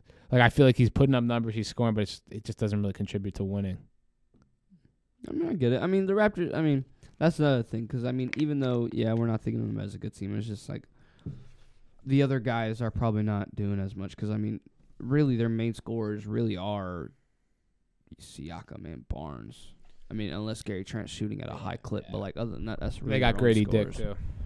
They do not have Grady Dick too, so that's another sharpshooter. So to be honest, I think they have a pretty solid team, like just to kind of be around. But I mean, we'll see how it works because you're right. With those 3, it doesn't seem to fit on the offensive side. Yeah. And defensive side, I mean, we'll see. Because I mean, you got OG, you got Scotty Barnes, and then now you got Grady Dick that's going to be in that rotation of the wing guard. So we'll see how that works going forward with the Raptors. See how it's doing up in the north. But we go to this crazy, crazy drama place, Philadelphia. Sixers. Who do you have as an X factor? Okay, it's probably not a hot take, but I actually have Tyrese Maxey. Because I think without Harden, he's going to have to. I think of too much. He's too much. He's more than just an X factor now. Well, at this point for their team. I'm saying because I think he's the X factor because if we don't know what's going on with Harden, he's going to have to be that second guy. He's going to have to be, and I think he will be. Shoot, possibly going to be Harden without Harden and possibly Embiid. Like he's going to put up if he was on his. I don't want to say own team. If he was on a situation where he wasn't the third guy, he'd be putting up 22, 23 points per game. I mean, there's a chance. I mean, there's so much drama right now with this team. It's ridiculous that it's just like there's a chance that. But yeah, that's why I couldn't pick Tyrese. But he was also like just like there's too much speculation that I'm like this could possibly be his team at some point. I feel like he was just a little inconsistent, but also as a third option that's going to happen. Yeah. But I just think because he's gonna have a huge role on this team, especially Harden. I don't know what's gonna happen there. I mean, it looks like he's coming back. You don't even know with Embiid too, because they talked about him and he just removed all their stuff on his social media, all that stuff. And then they're figuring out about Daryl Morey. It's a weird situation with the Sixers. I agree with your X factor on Tyrese Maxey if those two stay. Yeah, which is gonna be still up. That's why another thing, right? They were low on my rankings because I'm just like with everything that's been happening over the summer and everything. I'm just like that team. If they both play, it won't look like good. They're gonna do what we usually half. It's just gonna be whatever. Yeah, whatever. Cool. It's not fun to watch. So and it's not fun to watch. That's why a lot of people, I'm pretty sure, were biting their tongue and hitting themselves when they voted Embiid as an MVP because the Joker, baby. Yeah, but we won't even get into that too because my X factors, I do like the Tyrese Maxey. I picked Tobias Harris. Okay, that's fair. Because he's supposed to be their X factor. He's supposed to be the X factor. But he's not. But he's not. And but he should be. It makes me upset. But he should be. And he's the reason I picked him. But besides him, I did put a slash. They did sign this one guy. Papev. Yeah. X Factor. That's what I was and he's the epitome of an X Factor. He's a culture changer, man. He's a culture changer. So I mean, hopefully he can change. It's just funny that you bring Patrick Beverley in the middle of this James Harden and Embiid debacle. I feel like so it's like yeah, I don't know. It's kind of interesting because like the Harden stuff is just I don't know the whole situation. We don't have to get into it too much, but that situation was weird. How he was just outspoken about a general manager he's under contract with, and he's doing. Yeah, I mean, mean, hey, freedom. I mean, hey, every right to say whatever you want to say. But I mean, I thought that was crazy. But it was crazy because in the next couple of days, then you see Embiid removing stuff, Oh, yeah. all Sixer stuff and Philadelphia stuff off his social media, and people are just like, "Whoa." Because then you're like, oh, crud, is like James Harden and Embiid are like best friends, and then now you got like, yeah, it just doesn't, because it doesn't look good. Because then now you got like, because this is probably we might be seeing another Brooklyn Nets Part 2 situation with like when it was him, KD, and Kyrie, where you're gonna see now they're gonna want to get forced out. Yeah, we might see that. And if that happens, yeah, it is Tyrese Maxey time. Tyrese Maxey's the number one option on the team. Patrick Beverly and Tobias Harris are gonna have to step into a bigger role. Yeah. Didn't they sign somebody else too? Oh no, they lost what's his face to the Bucks though. Niang. Yeah, George Niang. He went to another team. Yeah, see, and they lost a couple of guys off their bench, so it's just like, yeah. What do they expect next year? I don't know. I don't know at this point. I had them a little bit lower. If I'm the coach, Nick Nurse now, yeah, Nick Nurse. If I'm Nick Nurse. Elton Brand, I'm sorry, your Sixers do not look good next year. I'd be worried. We're having some mic issues. It's all good though. Too much WD-40 in that. Yeah. Yeah, but I think it'll be interesting to see how it plays out. But yeah, Philly you got to be a little worried. Sean Tansky out there, I'd be a little worried, man. It would be worrying because it's like I don't know where you go from there. There's not much you can do. You can't. But let's switch it over to the Central Division. We got the Bulls, Cavs, Pistons, Pacers, and Bucks. Bulls, so start with the okay.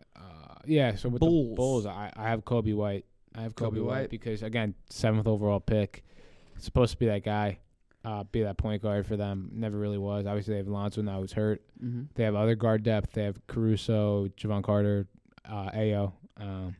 But I think he's supposed to come into a situation where he's supposed to kind of like just be the starting point. Yeah, I thought he'd be a starting point guard by what is it, year 4 now, year 5 maybe? I thought it was year 6. Maybe year 6. It's like he just got signed to that contract, so it's like he's kind of disappointing. He was very good at UNC, so I think the Bulls again are in a position where like I do think they blow it up at some point this year because they have it. You know, me and Mike were talking before. Like their roster is very talented. They are probably on the top 15 team on paper. You know, but they just haven't seen the guy figured out. And if you're DeMar DeRozan, even Zach LaVine, you're getting those points in your career where you want to win, and like you really want to win. And, you know, being in Chicago, like I think a rebuild is probably what's best for them. They don't really have too many players to build around in the future, other than maybe Zach LaVine. But he's also gonna. He's not. I don't think he wants to do a rebuild at this time. Mm. And Vucevic too. I never sold on Vucevic. He was good on Orlando, but with the Bulls, he's kind of soft a little bit. What? A little dwindled off, with the Bulls. I don't know. Yeah. So, you said his name because, to be honest, I am a little bit too harsh, maybe a little bit on Kobe White because, I thought he was supposed – I liked Kobe White coming into the league with the Bulls because I was like, oh, wow, this is going to be good. Him and Zach LaVine, DeMar DeRozan is going to look good.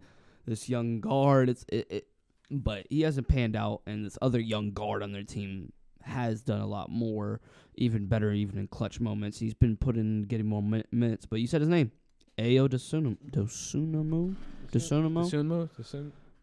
He's my X factor for the Bulls next year. I like it. I like him. I like Ayo. I mean, they got Caruso, they got DeMar, they got Zach LaVine. They got the guard depth. They definitely got, like that's a team. Like if they were on par, like their guard depth is crazy because like if you think about it, even with like the Celtics, oh you're fine.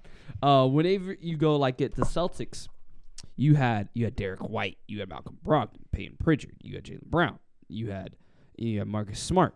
You think about the Bulls, you see Ayo Dosunmu, you have Zach LaVine, you have Alex Caruso. Like the guard depth, DeMar DeRozan, like it's a crazy guard depth in this, and like. With the Bulls, they have to be able to with this guard depth, especially when you have guys like Nikolai Vucevic. You had guys, I mean, even before they had Lauri Markkanen on the team, which was, I mean, they definitely regret that decision because Lauri Markkanen looks great. But with this Bulls team, man, you have DeMar DeRozan and Zach LaVine up at the handle and Nikolai Vucevic to come around behind them. This team looks very good on paper. This team has to be a top 7-6 team in the East. Has to be because like the guard depth, the depth even on the bench for this Bulls team is gonna look good because I can already predict the starting five is probably gonna be Ayo, Zach, DeMar, Patrick Williams, and Nikolai Vucevic. That means you still have Caruso coming off the bench. You have Kobe White coming off the bench, and guys like that then come in and put an impact on the game. Like that has to keep going. The Bulls are a better team than what they are and what they've been performing. So, but if they don't moving forward, I think you blow up the team then. Because, I mean, there's DeMar DeRozan's coming near the end of the season. Zach LaVine, like, he's in that weird moment. Like, we see the videos recently with Lonzo Ball, and we've seen it where he's talking to Stephen A. Smith. Come on, Stephen A. Come on, Stephen. Where you get your sources, man? Where you get your sources? But, like, when you think about it, it's just like, it's interesting. Is it a possibility he comes back with all the craziness where they're talking, none of the doctors in the nation even know what's going on? Does he come back? Because if he comes back, that brings a whole other story to the Bulls. You had a high IQ NBA player with Lonzo Ball if he comes back. Because all these things, the fact that Stephen A. Smith came after him was like, oh, he can't even, he's having trouble sitting. And then you got the whole video of Lonzo Ball being like, oh, like, where's your sources? He says, I'm coming back. So we got to put into an equation that if he possibly comes back, you have more of a guard depth with the Bulls. And this team should be better than what they were finishing up last year. I don't know why they're not. They should. Because even if you look at it, it's just like crazy. Because I even said it here. Their starting five is probably going to be, you're probably going to have either Kobe White or Ayo start. Right?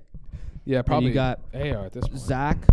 You got DeMar, Patrick Williams at the 4, and then Nikolai Vucevic at the 5. That's a solid 5 because then you have Caruso that comes off the bench. Javon. Kobe comes off the bench. Javon come off the bench. Like, it looks like a really good team. And, like, you had the guard depth now. You signed Javon Carter. You bring that now. You have the guard depth. You got a big man. You guys got your main scorers in Zach LaVine and DeMar DeRozan. So, like, come on, Bulls. We can keep going. We got this going better. Yeah. But we move over. We move over to this very exciting team, the Cleveland Cavaliers. Who do you have, Brian, as your X factor for the your boy, Max Strus? Woo! Mainly because they signed him to that contract, and they kind of lacking at small forward. He might have to play 3 for them. Money. He's going to have to play 3 for them if he wants to start. But I personally, Mike, all due respect, I don't know if he's worth that contract. I don't know how you feel about it. I don't think he's worth, what was it, 50 mil? Something like that? Something like that. Something like that. I'm a Heat fan, so like to be honest, there's moments in the league, and to be honest, I say yes because we gave somebody on our team a crazy contract, and he actually did better than him last year. So I feel like he deserved his contract now. And I'll talk about Duncan Robinson. Max Strus stepped into kind of what Duncan Robinson's role was supposed to be in catch and shoot. And he kind of took that to not another level, but he did it on a consistent basis last year on our team. And he was also a better defender. And he brings that to the Cavs, and I like that because that's another thing. The Cavs already have length and defense. So to be honest, if they're like, hey, Max Strus, hey, all we need you to do is just catch and shoot. Max Strus will be fine with that. Max Strus, we've seen the funny jokes about Max Strus' confidence and him being cocky with Jimmy Butler. Like we've seen those funny videos. So I'm like, Max Strus, keep it going, man. I love you, my guy. I wish him the best for the Cavs. And to be honest, I'd argue with you. I think he deserved that money, but that's just because of the idea that we gave Duncan Robinson that huge contract. That's fair. That's fair. It's just like we used to make fun of. We made fun of Duncan Robinson saying he was just out there for cardio. So, like... That's what it seemed like. That's what it seemed like. So, it's just like Max Strus last year actually did it on a consistent basis. And even when it came into the playoffs, he stepped in big roles. There's times where it was just like, oh, Max Strus needs to make like at least 3 or 4 threes for us to win this game. And when he did, we won games. Well, there was even a point to where it was just like, if Max Strus makes at least three threes, we're good. We have a higher chance of winning this game. Oh, yeah. So, I think he deserved the money, but I think it was also a good pickup for the Cavs. That wasn't my X factor, unfortunately. My X factor, I thought way before that. I thought a young guy on this team that nobody is going to probably pay attention to. But I paid attention to this young man.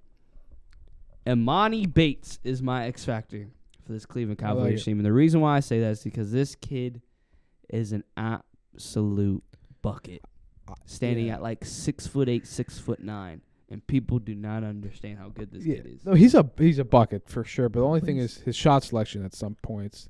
But also he's a volume guy. Like he's a volume guy. But the problem is if he comes off the bench and only gets like, 6 shots a game, that he needs like to get into a he has to get into a room to see it. But he's not going to be in a situation where he's going to be the first option, second option, third option, fourth option. So like he's going to have an impact. But if he can just come in and get buckets and give a team 8-10 points a night, that's a pretty good position for him to be in. But I do agree though. Definitely, honestly, that's a good answer. Is he's the X factor there. It's just, can he make the most of like a small opportunity? Because he's always been the player where he plays the entire game. Well, that was the thing I feel like with the Cavs last year, because they were number 1 rated defense last year, number 2. They were top 5. They were top 5. So like that was the thing when it came to their bench. I think really they only could go to Karis LeVert at the time when it came to offensive. Because when he came to the bench, you think of Isaac Okoro. He wasn't really like crazy offensive. Like he was just more like there for defense. Cedi Osman, is he still there? Cedi Osman, like he's still there, but like he wasn't scoring like crazy. He's more like I'm a playmaker and stuff like that. So you bring guys like Max Strus and catch and shoot. You bring guys like Imani Bates, the young kid that's probably you could put him in, let him get.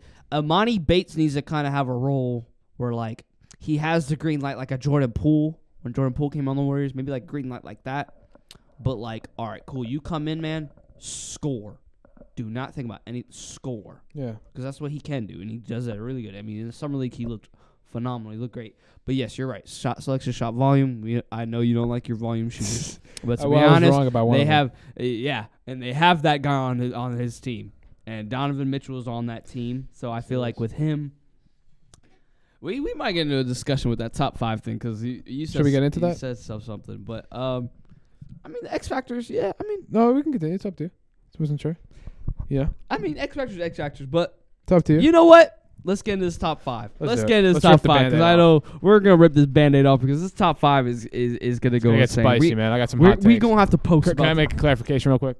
Huh? Can I just clarify something real quick? Sure. So I don't know how you did your top 5, Mike, but my top 5 is like the 5 players at each position I think will have the best individual season. So a guy I have in the top 5, I'm not saying he's a top 5 shooting guard in his career. I'm saying just going into this season alone, these are the top 5 guys. Yourself. You've been getting attacked on Instagram. I know. And I'm fine with that. I'm fine. Everything I say, I believe. So I'll put my caution out. I took into consideration of last year's stats. I did both.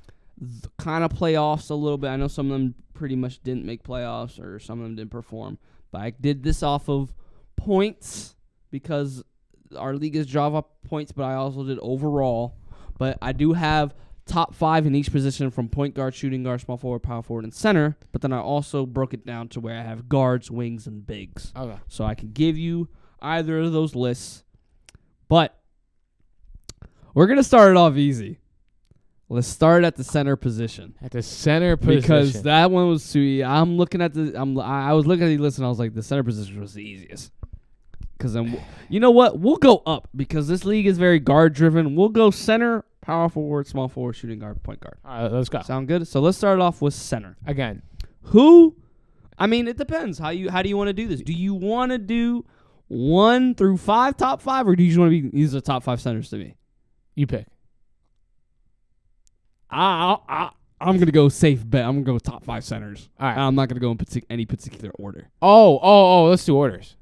Oh, Let's do orders. Yes. Let's do orders. All right. I misunderstood your question. I think I have it set up to where it's yeah. I don't have it. Okay. When it comes to my guards, wings, and bigs, I don't have it in order. That's just my top 5 guards, top 5. Okay. But okay, positions. All right, center. Who's the number 1 center in the NBA? I think it goes without saying, but I have Nikola Jokic. I don't think that we have to even. You only have to tell me who you put because I know who you put. Yeah. Nikola Jokic is my number 1 center in the league. Number 2, Joel Embiid. As much as I'm not a Joel Embiid fan, but he's the second best center in the league. I'm an Embiid fan, but I'm not an Embiid fan now. That's fair because he's just not. All right, number 3, I got Bam. Okay, all right. I have Bam. You can't really. I almost. Well, I wasn't sure if he was a power forward, but I looked on Basketball Reference and they had him as a center, so I was like, put him as a center. But number 4, things get a little spicy. I have Kristaps Porzingis. Yeah, dude, look at his stats. He puts up like 21 and 10 a night, and he's an elite rim protector. Yeah. What? When he's consistent, he's not. I think he's pretty consistent. Yeah. When he's healthy. But again, this is for me. This is for next season. I'm talking about. No, you're fine. Yeah. You're fine. No, I agree. These are my top 5 centers next season. Next season. Okay. That's Both. Cool. I'm like kind of doing both here, but like for next season, like I think these are my top 5 guys going into the season. Yeah, no, that's fine. So I have again. He's in a situation where he might not put up insane numbers, but he's going to be a serviceable big, and he fits in that situation. I think very well. Okay. So I have Kristaps Porzingis as 4. Who's your 4? My number 4 is Karl Anthony Towns. Cat. I had to pick. I actually. Okay. I put Cat on the side. Among the scoring bigs, but he's like top 3. Yeah, but I thought he was technically like a power forward. No, because they still put him at center. And to be honest, fair. a lot of the positions that he did start, because Rudy Gobert was like off and on this season because That's true. he was at center. So like, because that's my number 5. My number 5, you probably won't think he's a power Gobert forward, but he's a center. Who? And because he started. But who's your number 5? I have actually Alperen Sengun. I love that. I love that See, pick. My boy, I love that. I talked about him last year, too. You did. I love that. He should be the team the Rockets build around. Too early. I'm sorry. Too early. Hey, My number 5, because I think you'll agree with this, because talent-wise, I think he's better than Sengun, and he was on a team better. Domantas Sabonis. I put him as power forward. He was my power forward. So he's a 5 now. He is going to be a 5, Okay. and he's going to start 5 now, because even with the Kings, that run, all that crazy run the Kings were making when he came on that team and stuff like that, he was a starting 5 on that I just team. didn't like. I don't think he's aggressive enough. Like, I don't think he's aggressive. Like, Sabonis, no, he's a great player. Don't get me wrong, but like that playoff against the Warriors, I don't think he was played well. Aggressive. I don't think so. He didn't play well. His so he would have to. I'm sorry to cut you off. But that mid range was open every time, and he could make the shot and just would not shoot it. Ball too, so Why not yeah, shoot? no, I know. But he wasn't let me tell you, shooting. I guess it was just I put him at the 4 just because again I went off Basketball Reference, but I went off the NBA.com. But I probably should have went off NBA.com. I mean, you could do Basketball References too. People base that off too. I mean, even that one podcast, the Players' Choice podcast. Yeah. They base everything off of Basketball Reference. But I did it because you could also on NBA.com you can go to their lineups because I didn't. That's what I did. I went to their starting lineups and I saw who they always started. And Domantas Sabonis started I think majority of games for the Kings. That's fair. I probably should have done that. But to just say quickly about Alperen Sengun, is he a top 5 center right now? Probably not. But I think next season, I think he's going to cement himself because I think he's going to be. He might not lead the Rockets in scoring, but he's going to be the focal point of that offense. So that's why I have him at 5. And I think the Rockets are going to be competitive this year. Oh yeah, they're not going to make the playoffs. I don't think, but that's why I have Sengun, and he plays like Sabonis. He does. And that's what I like, and he's actually he's so. Like if I had Sabonis, no, but I want to say if I had Sabonis as a center on my list, he'd be number 5 for sure. Fair enough. That's why. So that's that. So here's the guys though, because I did write an outside looking in list. So like guys like kind of like outside looking in that aren't top 5, that aren't part of this, that could be like notable considerations. DeAndre Ayton. Yeah. He's definitely a top 10 center. He's a top 10 center because you can't. That's why I want to do center first because it really dwindles. It's very weak. Unfortunately, this league is not for big men right now. Unfortunately, okay. Miles Turner. Yeah, I had Turner right outside too. Nikolai Vucevic. That's the thing. It's an if. A lot of these guys. Brooke Lopez. That's fair. Brooke Lopez is fair. And Alperen Sengun. Not in that order. So no Porzingis? Not in that order, but no Porzingis. Really? Because I think he plays more like a 4, and he is a 4. And to be honest, I have a feeling he's gonna be put at 4. You think so? I thought he'd be the 5. Start Robert Williams at the 5. That's fair. Yeah, we probably should have discussed it. I mean, I probably should have figured, but I mean, to be honest, that's why it was hard because when we did the top 5, you said by position. I was like, that's why I broke it down to guards, wings, and bigs. Yeah, that list looks a little bit different. That's fair. But like, just look. I mean, Porzingis averaged 23, 8, and 3 on 50% shooting, 39% from 3. Again, I don't want to just talk about stats, but like, he was an elite rim protector who can spread the floor. That's why I had him high. With the Wizards. With the Wizards, yeah. Hmm. And again, with the Celtics, is he going to put up those numbers? Probably not, because he's not going to have to. See, look, I have Kristaps in my outside looking in for the 4. Okay, that's fair. That's fair. Number 4, I have Kristaps Porzingis. So let's go to this power forward spot. Okay. Who is the best power forward in the league? Best Giannis. Oh, fair. Yeah. Okay, cool. For I have Giannis. Yeah. Number 2, again, this is for me going into next season. I'm not saying he's the better than this player, but I have Jaren Jackson at number 2. Who do you have at number 2? AD. Okay, that's the guy I was talking about. I have AD at 3 only because, again, I'm going to keep Just saying injuries, but also fair. I think Jaren's going to take that next step being the main focus of that offense without Ja. Fair. I think he's. Dang, I think that ain't going into consideration when we were talking about the Grizzlies. hey. Well, yeah, that's true. Because I said the same thing. I was all like, "Good, he's gonna have to." No, I think I just don't think they're going to be.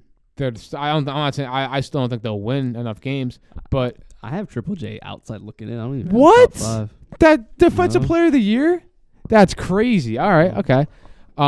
So number 3, I have Anthony Davis. Again, Anthony Davis could be not over Giannis. He should be number 2. It's just the injuries and Jaren Jackson Jr. plays. I'm probably gonna upset you. So wait, you going 3? You're number 3. 3's AD for me. 3. I have Lauri Markkanen. I didn't have him on my list. He was outside looking in. What? Yeah. I mean, I don't know why that one. I have a hot take. Not a hot take. What's the hot Number take? 4 is Paulo. For next year, I think. Dang, I didn't even think about Paulo. Holy crap, I'm very disrespectful. I didn't even think about Paulo. Crud. Number 4 for me is Siakam. That's fair. Well, then I have Sabonis at 5, but Paulo at 4. I think at 5? Yeah. I have your boy. Julius. Yeah. I'm surprised you didn't put him at the... He's not better than Sabonis. Yeah, he is. You think he's better than Sabonis? I think he's better than... I'd take Sabonis. Scoring wise, he's the number 1 option, and he it's not consistent number 1 option. I It's take not, Sabonis 7 days a unfortunately. week over Randle. And this comes from a Knicks fan. I don't want to be picking him. I would take Sabonis. I would take Paulo over him too. Call me disrespectful. I would. He's better. All right, all there, around. Nick. All around. You're right. All around, yes, you're right. I agree. It's just I just thought last year he I'll be honest. I watched the games. I was never impressed. fair enough. And who was your number 5? Sometimes. Who's your number 4? I mean, Number 4 was Siakam. I might take Laurie over Randall too. I watched the games. Oh, well, Mike. Laurie. 3. I have Laurie. So Randall might not even be my top 3 7. best power forwards in the league right now, pretty much to this list, is Giannis, AD, and Laurie. Okay. How do you not have Jaren top 5? I mean, besides the defensive, that's it. But he can score. Yeah, but for the Grizzlies, he wasn't doing it as much as Laurie. He wasn't doing as much That's as fair. Randall. That's fair. He But wasn't again, doing as much as Siakam. I think. Well, also, I'm talking about for next season. I think he will That's be fine. top 5. But that's why I said I put in consideration. This is looking into what I could expect. That's fair. in. That's fair. That's they're fair. still gonna probably be maybe. But that's the thing Yeah. with these things. I'm crossing my fingers that I'm not that I'm not wrong, because I'll probably be wrong about majority of this. I'll probably be wrong. me too. So it's just I'm looking in consideration from last year, and it's just okay, if they could keep it consistent, these are guys. Because outside looking in, you still got guys outside looking in. You still got Zion. yeah, Kristaps Zion Porzingis. just doesn't play. I couldn't. Play. I put Jeremy Grant because he's a 4. That's fair. He's not even a 3 he plays 4. That's fair. And then Kyle Kuzma. Cool. That's fair. That's And fair. then Triple J. That's fair. That, not in that order. Say outside looking in. But what do you think? Is Triple J 6? Triple J would probably be 6 for me. Okay, I'll be honest. I think that's a little disrespectful. It probably is. I think it's a little. It probably is. But to be fair, I'm not saying I'm not disrespecting anybody in my list, because I'm sure, I'm probably disrespecting my own player on my own team, Julius Randle. But that's the thing. I felt like he did. He stepped in a bigger role. He had bigger point game averages than. The problem is, for me, Randle. It's not about the stats. It's not about scoring. It's about when they need to win, can he be there? And the playoffs, he has not shown up. Yeah, that's fair. That's so, fair. I don't think he's deserved it. Again, for next year, I think Paulo's gonna have a better year than Julius Randle. Yeah, I need to put that. Yeah, outside looking in, I need to put because Paulo. My bad, my Magic people. Sorry, Joseph. Sorry, Theo Joy. I did not put Paulo in there. That's just what you call they're not ever good. They're a young team. It's okay, Mike. But do you think am I just really high on Jaren, or are you a little low? What do you think? Or is it both? I was talking highly about Jaren when we were talking about the Grizzlies, but that's just because I want him to step in a bigger role. Yeah, but that's why I'm saying I'm saying Jaren's. I'm still gonna stick by. I think the Grizzlies will still be the outside, or a playing team this year. It's not that you're basing off the whole thing. I feel like you're basing off of their potential. Like you're like, well, they're gonna get better. And that's they're what I'm gonna saying. step in a But bigger role. how I did my list Yeah. is 4 next season. 4 next season, exactly. Which- Mine's like 4 next season, but it's also just take consideration like the season that they had. Like they're deserved of their spot because of last year, because we don't know But what so to you don't expect think of this year. I'm not trying to call you on anything. You're But you say saying he got that JJ doesn't deserve But I'm to saying be he got top 5? defensive player of the year. Like He did. I don't know. Maybe Oh, I yeah. just didn't see it. he led the league in blocks too. But that's fair. I guess.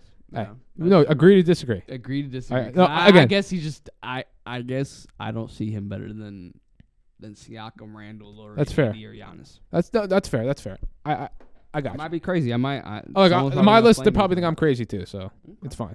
All right, so let's go to the other forward spot. We got small forwards. Who's the Okay. number 1 small forward in the league? I have Jason Tatum. Okay, fair. I have Jason Tatum too as well. Okay. I like it. Jason Tatum. Okay, who's number 2? Again, I don't know if I'm going to get hate for this, but I have Kawhi. I mean, Because I think he's going to be healthy this year. When Kawhi Leonard plays, he's the best. I think you could say he's the best I small had forward. Kawhi outside looking in Okay, who's number because 2? I had his teammate in. Paul George. Yeah. Oh, okay, that's fine. I had to. So the reason why I did Paul George at the 3, and I know a lot of people are like, oh well, no, he. Okay, I had PG as my 2 though. That's why I got. That's the thing. I had too many 2s that I was like, I see. it's good. That's why I had to move him down because then Kawhi, I have Kawhi and Jimmy Butler looking outside, and I didn't even have Jimmy Butler. I have top Jimmy 5. at 3. You want to hear my number 2 and 3? Yeah. So my number 2 is KD, Okay. and number 3 is LeBron. Okay, that's okay. I actually. And then I think you're gonna like my 4. Is it Mikal Bridges? No. That's mine. You don't think Mikal, dude? Okay, who's your 4? Not like the Pelicans anymore or something. Because the 4 I put Brandon Ingram. I take Mikal Bridges over Brandon Ingram. What? Dude, Mikal Bridges? What? Mikal Bridges. I take Mikal Bridges.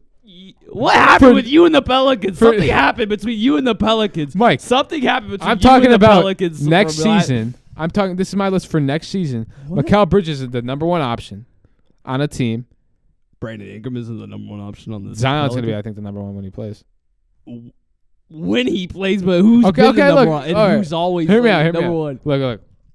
Again, Mike, the problem is for the viewers out there, me and Mike made our list. We probably should have discussed this before. My list is Probably. more. We don't like to discuss this when it comes to like, because people are probably like, oh, you guys don't communicate. We do. It's just we don't like to discuss it when this because we like Want, to like, the live surprise each other. reactions, We yes. want the live reaction, so we're like, do your top 5, whatever. Because like other shows do this. Gilbert Arenas and them do it on their show where they're just like, oh, we probably should have had some rules, but they're just like, oh, well, no, it's like this is who we But, think yeah, in exactly. the position and stuff like Look, that. So it's and like opinion. Everything we say, we believe, and I think Mikal Yeah. Bridges can be an all-star this year. I believe so. So I think if he's an all-star, in my book, if I think he's gonna be an all-star, I think he's gonna be a top 5 small forward this season. I'm not. Look, don't get me wrong. Kevin Durant, LeBron James, better than Mikal Bridges. I'm saying for this season alone, I think Mikal Bridges has a better season. And so that I'll just run it down real quick. So I have Tatum 1, Kawhi 2, because I think Kawhi's gonna be healthy. I think the Clippers gonna be ready to go. Okay. Jimmy 3, Okay. Mikal 4, and then I have KD and LeBron tied at 5.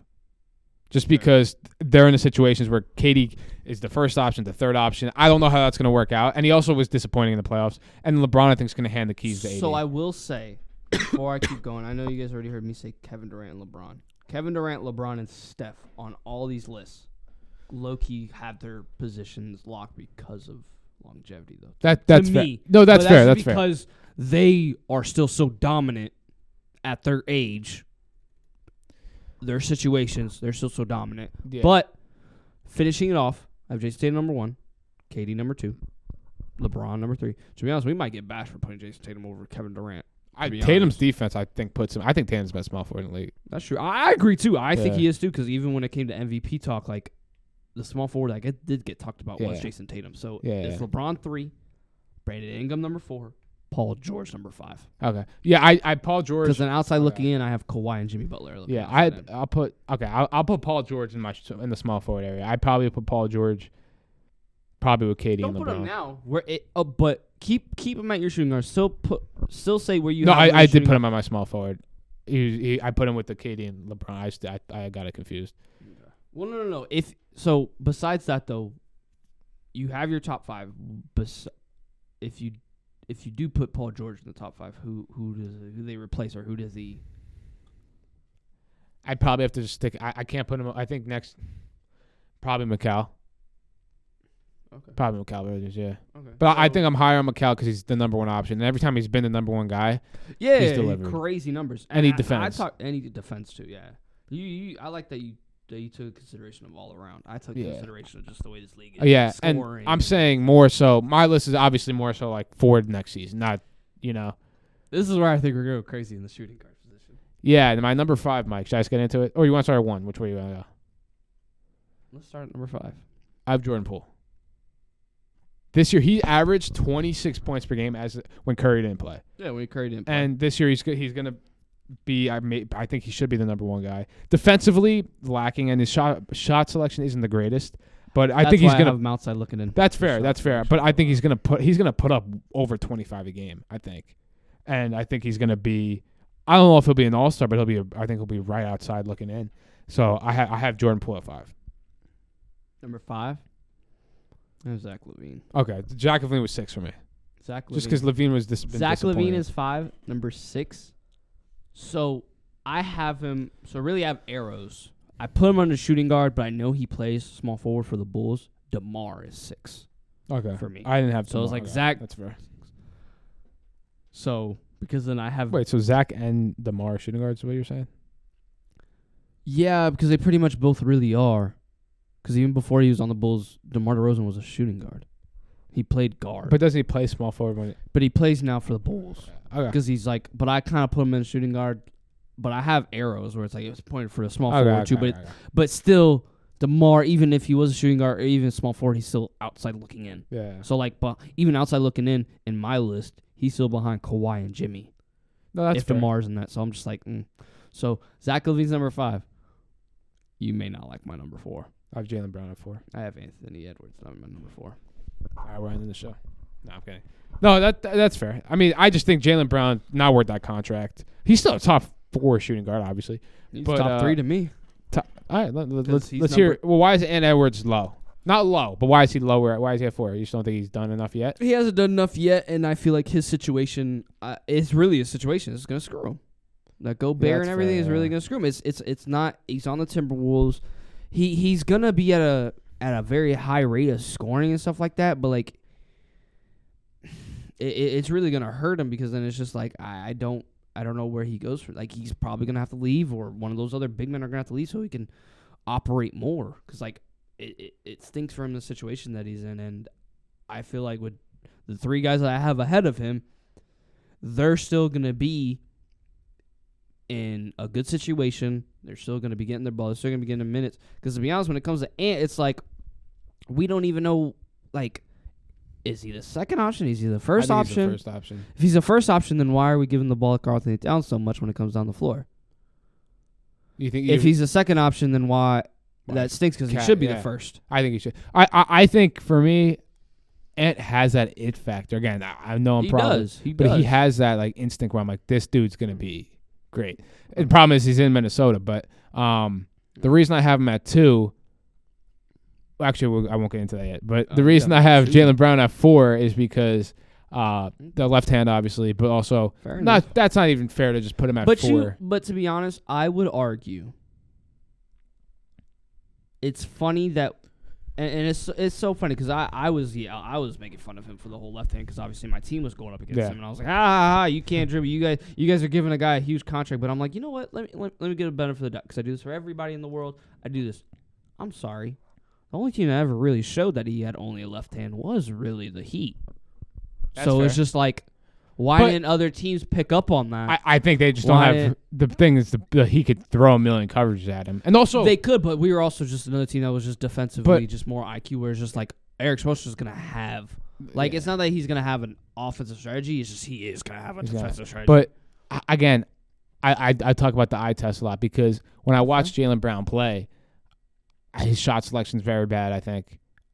You don't think Anthony Edwards? I mean, that's just the only reason why I say he doesn't have a good selection is because he's just young.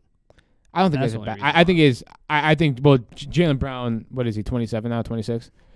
Yeah. I don't know. I don't think he's a very good playmaker as well either. I think I would take Ant's playmaking over Jaylen Brown's. Oh yeah. I didn't really put into consideration when I think of You thought about overall, like all Yeah. around. I did think about that, but I thought more of their roles. And Anthony Edwards, yes, he has to be a more facilitator because it's just like you do look at that team, you don't see any like other crazy facilitators, and he also brings up the ball a lot for the Timberwolves. So I'm just like, the roles are different. Jaylen Brown, he gets the ball and they're like, we expect you to score, we expect you to go after. Yeah. If Jason Tatum's not on it, we expect you to be on it, and that's the thing. Anthony Edwards is like, you maybe get that expectation, but it's just like they're like, oh, if Rudy Gobert is not going off, or if Karl-Anthony Towns isn't getting his looks, it's just like, what's going on? So That's fair. And I think he does too much where he accommodates to him, where I think he should be more aggressive, but I think it's because of the system he's in. They don't want him to be too aggressive, I guess. I don't know. I hear what you're saying, and I'm not gonna having Jaylen Brown up for it. Probably people think it's disrespectful. It might be disrespectful. Might be. He put up 27 points per game 2 seasons ago, or no, actually last year. Again, I just think I think about the eye test when I watch him play. Like, I'm not as impressed as probably a lot of people are. So then who's your 3? Mitchell. I know that was gonna. I know that was you're so gonna. number 2 Yeah. is Anthony Edwards, and Anthony then number Edwards. 1 is. Devin Booker. Yeah. Devin Booker's the best shooting guard in the league. Don't get it twisted. Don't get twisted. Donovan Mitchell's the best. No way. We are no way. No Donovan way. Mitchell's Devin the best Booker shooting is Devin Booker's number 2. Devin Booker's number and 1. then it goes Jaylen Brown. We're gonna have to have an episode on this. Devin Booker's better than Donovan Mitchell. Donovan Mitchell's. With all due respect, I think he's a Chuck. Like, he just kind of like. Chuck, we don't have to go through this again. He is. Donovan Mitchell's a Chuck. No. That's don't get it twisted. He was great last year, and he shot. How was he in the playoffs? Great clip. That's fine. The playoffs. Playoffs he dwindled off. I don't know where. That's the one little mental capacity that he needs to get past over. I don't know why, because he did it for the Jazz. Because when he was with the Jazz, it was him doing everything, and it was like people were saying Joe Ingles isn't doing anything, Rudy Gobert isn't doing anything. So it's just like, I don't know what happened with him there, but he's the number 1 option. He's Okay. Devin Booker is probably also okay. I think Booker is a better defender. His defense got better. His mid range is better. I think their defense is the same. I think Booker's better. I think Booker. It doesn't did matter. you see him in the playoffs? They really go crazy for that. They don't. But I think Booker's I think Booker's easily a better defender. Okay. I think Booker's a better defender. Okay. Mid range, Booker is a better mid range shooter. Okay. 3-point shooting is better than him. Okay, I'm giving 3-point shooting to Devin Booker. Donovan Mitchell can almost match him on shooting, Almost. but not almost, not No, I for know. sure, because he's But- more of a sharp shooter. But Donovan Mitchell, I'm sorry, that's fine. He has what, the mid range and 3-point. Okay, playmaking and slashing. Donovan Mitchell. Playmaking? I mean, I think it's closer than you think. But I'll tell you this. Well, I think it's closer than The main reason I have Booker number 1 Okay. is he stuck out in those bad years in Phoenix where they were really bad. And He stuck out during the bad years in the Jazz too. It's just he got traded. He didn't actually. What do you mean he had? Well, I wouldn't want to play for that Jazz team. Especially Dude. They screwed him on that. Don't do that to Donovan. No, they screwed him in that situation. People were saying like Devin Booker should get out of Phoenix when they were bad like 3 years ago. Yeah. And he didn't, and he stayed. That's But he's been good every single year. Got better every single year. Let me know Utah's gonna get Kevin Durant and all them. Then maybe he would have stayed too. Donovan Mitchell would have stayed too. But That's fair. No, that's fair. That's fine. No, trust me. I do give it. Devin Booker has been through a lot. But he's gone again, through a lot of yeah. coaches and stuff like that. And maybe I am. But he's very, more very efficient too. disrespectful. Is my And he is. He's definitely probably more efficient than Donovan Mitchell. He is. and until I see. I don't know. Until- I like Donovan But Mitchell. no, I'm not hating on you for like Donovan Mitchell. You can't really go wrong here. But Yeah. Mitchell hasn't shown up in the playoffs really. That's fair. And the last time he showed up in the playoffs was his rookie year, where they beat the Thunder, Yeah. beat my Russell Westbrook. Mhm. And I mean Booker, he's been pretty. He made it to the finals. Yeah. I can't put Mitchell over.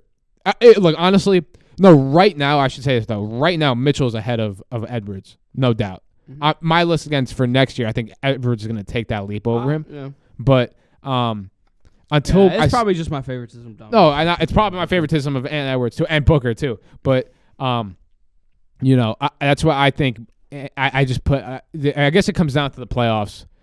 Yeah. Booker has shown up. He's gotten his team to a finals, Yes. and I'm still waiting. I'm still I waiting to think see. he just left a bad taste in my mouth when they played against the Nuggets. They just look. Oh, they look bad. Yeah, but I think honestly, I think KD looked worse than Booker. Yeah. Well. But I thought KD was very underwhelming in that series. Yeah, but a lot of them were. I mean, They all were, even yeah. that bench was. I mean, it was their they had bench it. It was non-existent. 2-2, but it felt like they got blown out in that series. That's what it felt like. But That's that crazy yeah, to think. It went 2-2, but It did. They killed. yeah. Mike. That's that. I mean, again, if you have Mitchell, even Jaylen Brown, or Booker, number one, you can't really disagree too much. Yeah. I mean, outside look. Yeah, you could never go wrong with those top. I mean, really, those top four. And Ant's probably not there yet, but again, I think he will be. I know I keep saying that. I probably sound like a broken record, but I think he will be. Oh no, I also agree with the idea that potentially Anthony Edwards will go down in the next couple of years as he will be the top. And Mitchell's awesome, dude. Mitchell, I probably don't give him enough credit as he should get thinking about it, but. That's fair. I don't think I give enough Devin Booker, but I love Devin Booker. I think he's a great player. I like Mitchell too. It's just him and Kevin Durant. They somehow. Yeah, so I don't know how it goes when Beal gets thrown in there, but yeah, that's that, Mike. I think That's another thing I put into consideration is because Beal, the ball has to go around. That's what I'm somehow. saying. That's why I don't think the Suns are gonna. It's not all the grass ain't always greener. I don't think the Suns are gonna just. With Donovan Mitchell, it's he actually has his option. He's number one. I think I think he complements with Garland well though too. Outside of the one playoff series I was rough against. I just think Donovan Mitchell is the number one option on the Cavs. Yeah. Devin Booker, it's he could be 3 some nights. Some nights they could be like, oh no, he is our number one. Like Kevin Durant and Beal could be like, oh no, this is Devin Booker's team. He's been on this team the longest. He could be that, but you're right. On some nights, Bradley Beal might go off for 30, 40, or KD might go off for 30, 40. And then it's is Devin Booker going to get a shot? Yeah. Is he going to be able to get his shots up? And it's he most likely will. He probably will have that same confidence that Klay Thompson had when Kevin Durant came on the team. When they're like, oh, you're sacrificing. He's like, I'm not sacrificing crap. I'm still going to put up 20 shots. Because, so Devin Booker could do that. It's just, this is where I think it takes away from his possessions. I don't think he's going to get a lot of those where he's handling the ball a lot of possessions. Yeah. He's going to get a lot of catch and shoot, maybe in the post. This high post, because then it's going to be a lot of, because with the Wizards. They said Beal is going to be the point guard. But I think it should be Booker. But, I mean, I guess these guys are in practice every day. They see it. But I think it's because they see Devin Booker more as a catch and shoot. He's a sharp shooter. He is, but he is obviously a great shooter. But I think of him way more than a catch and shoot. If that's what the Suns, I think of him way more than his catch and shoot guys. I don't. Beal is more of a catch and shoot. I feel like. I wouldn't say that after his last couple of years with the Wizards because he had to be not the playmaker, but he had to bring up the ball and pretty much kind of facilitate. But if I'm the Suns, I think I'd rather give Devin Booker the free range to do more on offensive end than Bradley Beal. Yeah. Oh yeah, no, that'll probably happen. It's just it depends on how they're looking at shots, what is what, because it's just you have Kevin Durant, you have Bradley Beal, all that stuff. So it's just you don't know, and then they still have Ayton. They also signed a bunch of guys off their bench. They have Terrence Ross still, I think, but they got that was one thing they needed to do was the bench. The bench needed to be figured out. But that's why I didn't understand about Monty much. Williams. He didn't really play the bench either. He played Shamet, didn't play Terrence Ross. But I don't know. We'll see. But I mean, outside looking in, the guys outside looking in. I mean, I have DeMar. I had Zach. Yeah. I have Bradley Beal. Even though now he's gonna be a point guard, he was really a shooting guard. I probably should have put him in point guard. But to be honest, even when I look at my point guard list, he still is probably outside looking in anyways. Desmond Bane. That's fair. Yeah. And Keldon Johnson. Oh, I like that. The Spurs. Yeah, I like that. I like Keldon Johnson because they have a pretty good little core out there in the Spurs. I mean, Trey Jones, pretty good young team next year. Scary, man. Pretty good team next year. I'm excited to watch that. But and here we go. Point guards? We go to probably the most exciting position in this league. Let's start it at 5. Okay. Who is your number 5 point? No, right. You know what? Let's even build up more suspense. Who's your outside looking in? Yeah, I'm glad you brought that up. De'Aaron Fox is number 6 for me. I wanted to put him in the top 5, but I have 5 guys over him. You know who's number 6 for me? Who? Ja, okay. Ja's outside looking in for me because the 25-game suspension. And so he's probably number 7 for me, Ja. Honestly, I would take De'Aaron Fox over Ja, though. There's another guy that I... Tyrese? No. Jalen Brunson. Number 7 is Kyrie Irving. Okay, that's fair. I had Jalen Brunson right behind. And then number 8 for me would be De'Aaron, and then number 9 would probably be Jalen, stuff like that. And what about Tyrese? Number 10? Halliburton would be 10. Okay. All right, it's top 5. Let me hear. Number 5. I had Trae Young. I had Trae Young All too. right, I had well, Trae. hey, Yeah, for respect. As a Knicks fan, I hate love Trae it. Young, but I respect Oh, him. I love Trae Young. I just love hate him Trae because Young. of what he did to my Knicks. Yeah. But okay, I have a feeling we're gonna have a similar. What are you talking about? Over the summer, you had a good little video about how good Trae Young. Oh was. no, yeah, I'm just That mad was what a he did great to. I video. no, yeah, that my guy. swayed me. No. That swayed me. No, Trae Young It got does not me. get enough credit. The problem is, I'll make it doesn't. quick. He accomplished so much in his first 2-3 years in the league. Now it's like people just blow it. It's crazy to me. They blow it out It's the cra- river. I'm he's- just like, dude, bro, this he's guy's a 6'1", double. And he's 6'1". He looks like my build playing in the NBA, and he's putting up 30 and 10. I just don't. And he shows up in the playoffs. I don't get the Trae Young hate at all. The defensive, defensive liability. I could argue he could have been number 4. You could. I But wouldn't the hate number it. 4 guy is Who do you have? the guy that I want on my Dame team. Dollar. Okay, I have Dame. Dollar. Okay, I have Dame at 4. Okay. All right, so I think we have a I similar think we top have 3. the same list. I think. I don't know. I feel like the order might be a little messed up. Okay. So number 4 is Dame. Yeah. All right, we can agree. Dame has been a beast for the Trailblazers for the last decade. Yeah, just don't know what's going to happen this year. Deserves a lot more than what the situation is now. We're not gonna speak on it because I am with him right now. I don't Yeah. want to speak on the Trailblazers right now because if he's upset at them, I 100% agree, and it's ridiculous at this point. It's just like number 3. Who's your number 3? I have Luka at 3. Fudge. Dang. What? I have Shea number Okay, 3. I have Shea at 2. Just because. I have Luka at 2. Okay, yeah, all right. The only reason I have Luka at 3 is because I just don't know what him and Kyrie are going to look like, and also Fair enough. defensively too a little bit. But Shea, I don't know. I think Shea's going to have a better statistical Our season. team things. I like how we put the team into Yeah. the consideration. Ours is so opposite. You thought more about Luka and Kyrie. I thought more of Shea being on the young team and That's not fair, them yeah. not doing good. Yeah. As suppose Luka, it's like I argued maybe it is because I did the power rankings before the top 5, or pretty much I kind of did it all together. So I was kind of taking consideration. All right, power rankings, how teams good are going to be. All right, that also because to be honest. If your team is good, you get put into consideration of more things. Mm-hmm. You do. In the NBA, that's how it works. I know people are like, oh, that's not how it works. It all should be eye tests. It all should be ball. It should be stats. Like, this guy, like JJ, like Triple J, you're like, oh, he's Defensive Player of the Year. He should be top 5. I agree. Top 5 should be powerful, but I just feel like he didn't perform well. He didn't do as much. I mean, on a team, yeah, he probably should have. Now I think about it, because his team was actually better than, Siakam's team and Randall's team and Laurie's team. I'm thinking about Triple J. His teams are better. But I just felt like when it came to points, when it came to just points and rebounds as a power forward, I felt like those guys performed than Triple J better consistently and had bigger game averages than him at that point. But a lot of the consideration when it came to Shea and Luka, like it sounds like yours was more, how's it going to work with Kyrie? We don't know. And for me, it was with Shea. It was like, he's got a bunch of young guys on his team. He is the number 1 option on this team. Just is this team going to be number 10 in the West, number 8? Like if this team is in the playoff contention, I definitely vote him over Luka as like a top point guard in this league. But at that point, you kind of break down when it goes to talent. It's just like you cannot deny Luka's talent. No, yeah. I'm just saying in terms of this season alone. I think just because Luka's gonna have to make if he wants to win with this team, he has to make sacrifices to his game. Yeah. The ball cannot be in his hand. Because even if you think top 5 talent in the league overall, you Luka's argue, behind Luka's top the Joker, 5 at least. Yeah, you're just like talent wise, I think behind the Joker. Yeah, all around. Yeah, if you're thinking all around, yeah. I just I had to really especially over the summer. I had to really think because I think there's a lot of me watching Gilbert Arenas. Yeah, great podcast.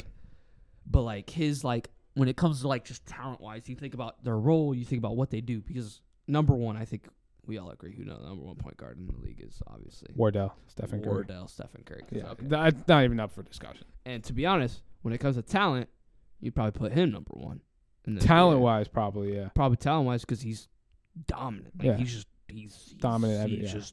He's Steph Curry. Because then another thing you would also argue, you'd think of Jokic the same way. You think of Giannis the same way. Like, their talent is just top 5. You can't take away. So, when it came to, Luka and Shea, it was just I want to put Shea above him because maybe the situational team-wise, because I was like, okay, at least Shea's with a younger team that he's kind of been with a little bit, and, they maybe do a little bit better than the Mavs this year. But then I still said, okay, Mavs talent-wise, Kyrie. Whenever Kyrie plays, he performs. Yeah, he does. So that's why I was like outside looking in. That's why it was kind of hard for me when I was like 5 Trey or Kyrie. I was like, okay, Trey, he's been consistent the whole time. He's been playing even throughout. Like, really what made me pick Trey over Kyrie was because of the fact that he actually plays. He'll play like 60, 50 games. And like, he's clutch. And he's clutch.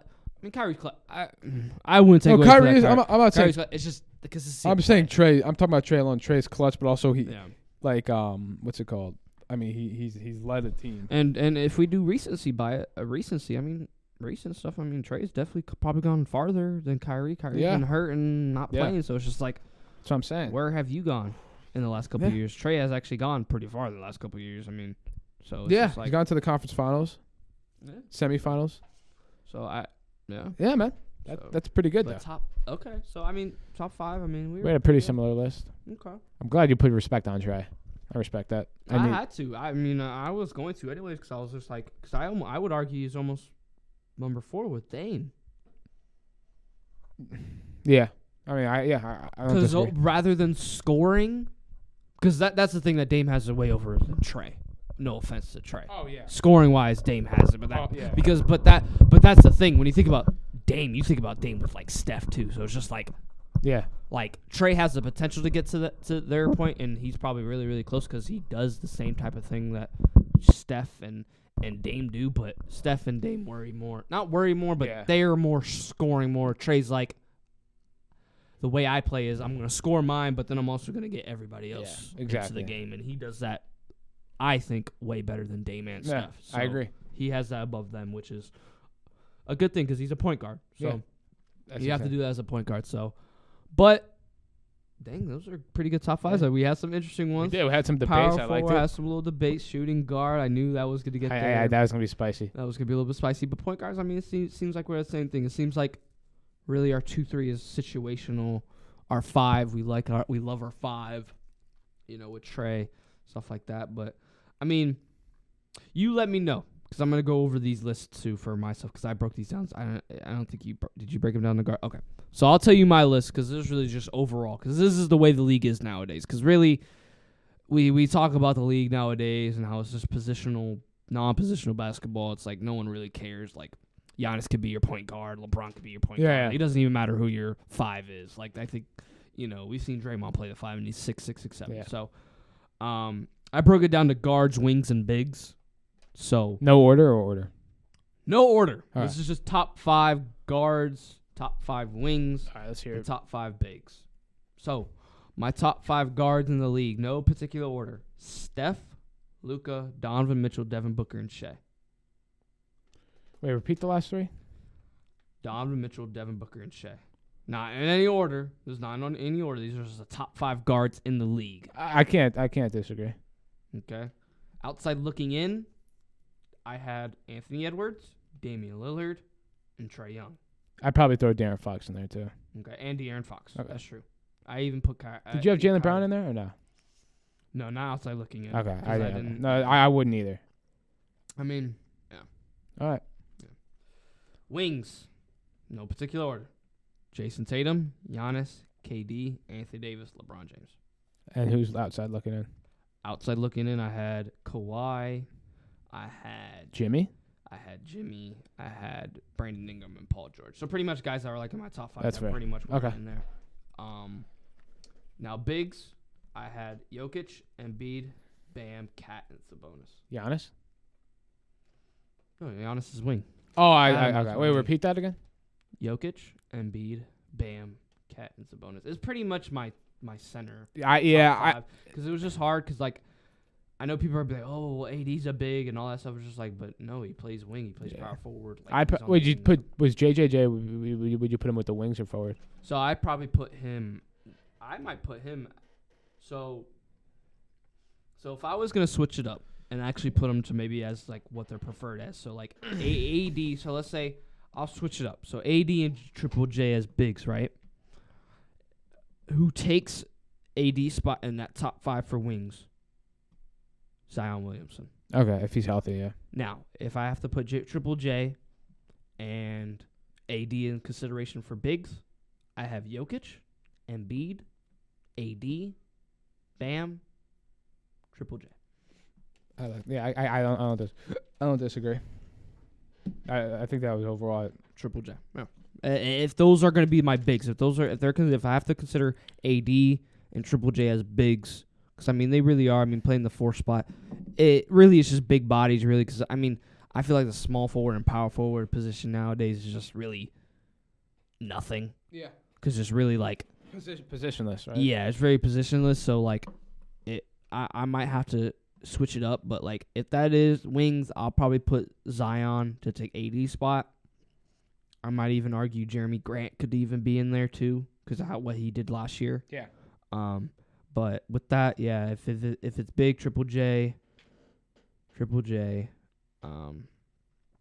Bam, Jokic, Embiid.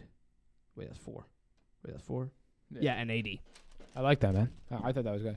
Those are top 5. I like it. In each, even like guards, wings, and then each position. So, Yeah. those are the things. But Wow. Great episode, man. good episode, That was man. great- Good great to be it's back, good. It's man. good to be back, though. Great to be back. It's good to be back. It feels so good. It feels so great. Like Blessed, man. Blessed. it's a blessing, man. We're gonna be. We got so many plans. I know. This summer we were like We were slacking. we were slacking. Work, life happened, and we just we're trying to grow up here in this wonderful world that we live in and stuff like that. And now we're gonna try to be as consistent as we can be, because now we have access to the studio. We're starting to see.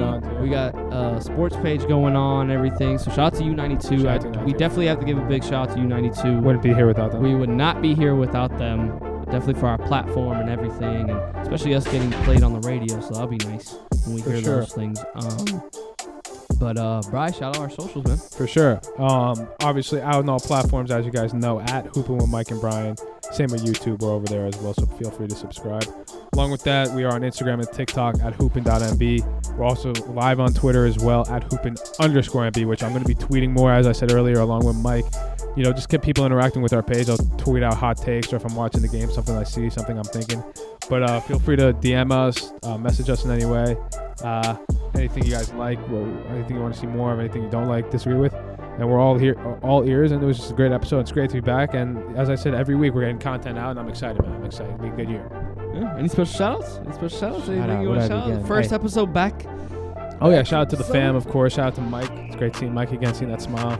Shout out to my boy Tanner Lambert, Jack Barrow, and my boy Ryan Leonard, all my guys. Tanner Mounts, too. Roberto Cortapod. Shout out to all the guys back home. I don't got to name you guys. Shout out Films by ID. That's our content editor. Be sure to follow that. We love you. And thanks for all the support, y'all. And yeah, man, what an episode. Yeah. Well, thank you everybody for the support. I'll give my special shout out to my family, my family, Rodriguez family, Osorio family.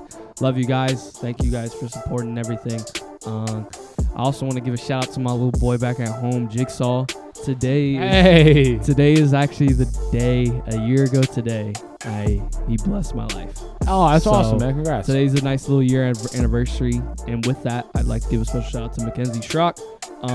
Congratulations, lady, on graduating Air Force, and wish you the best.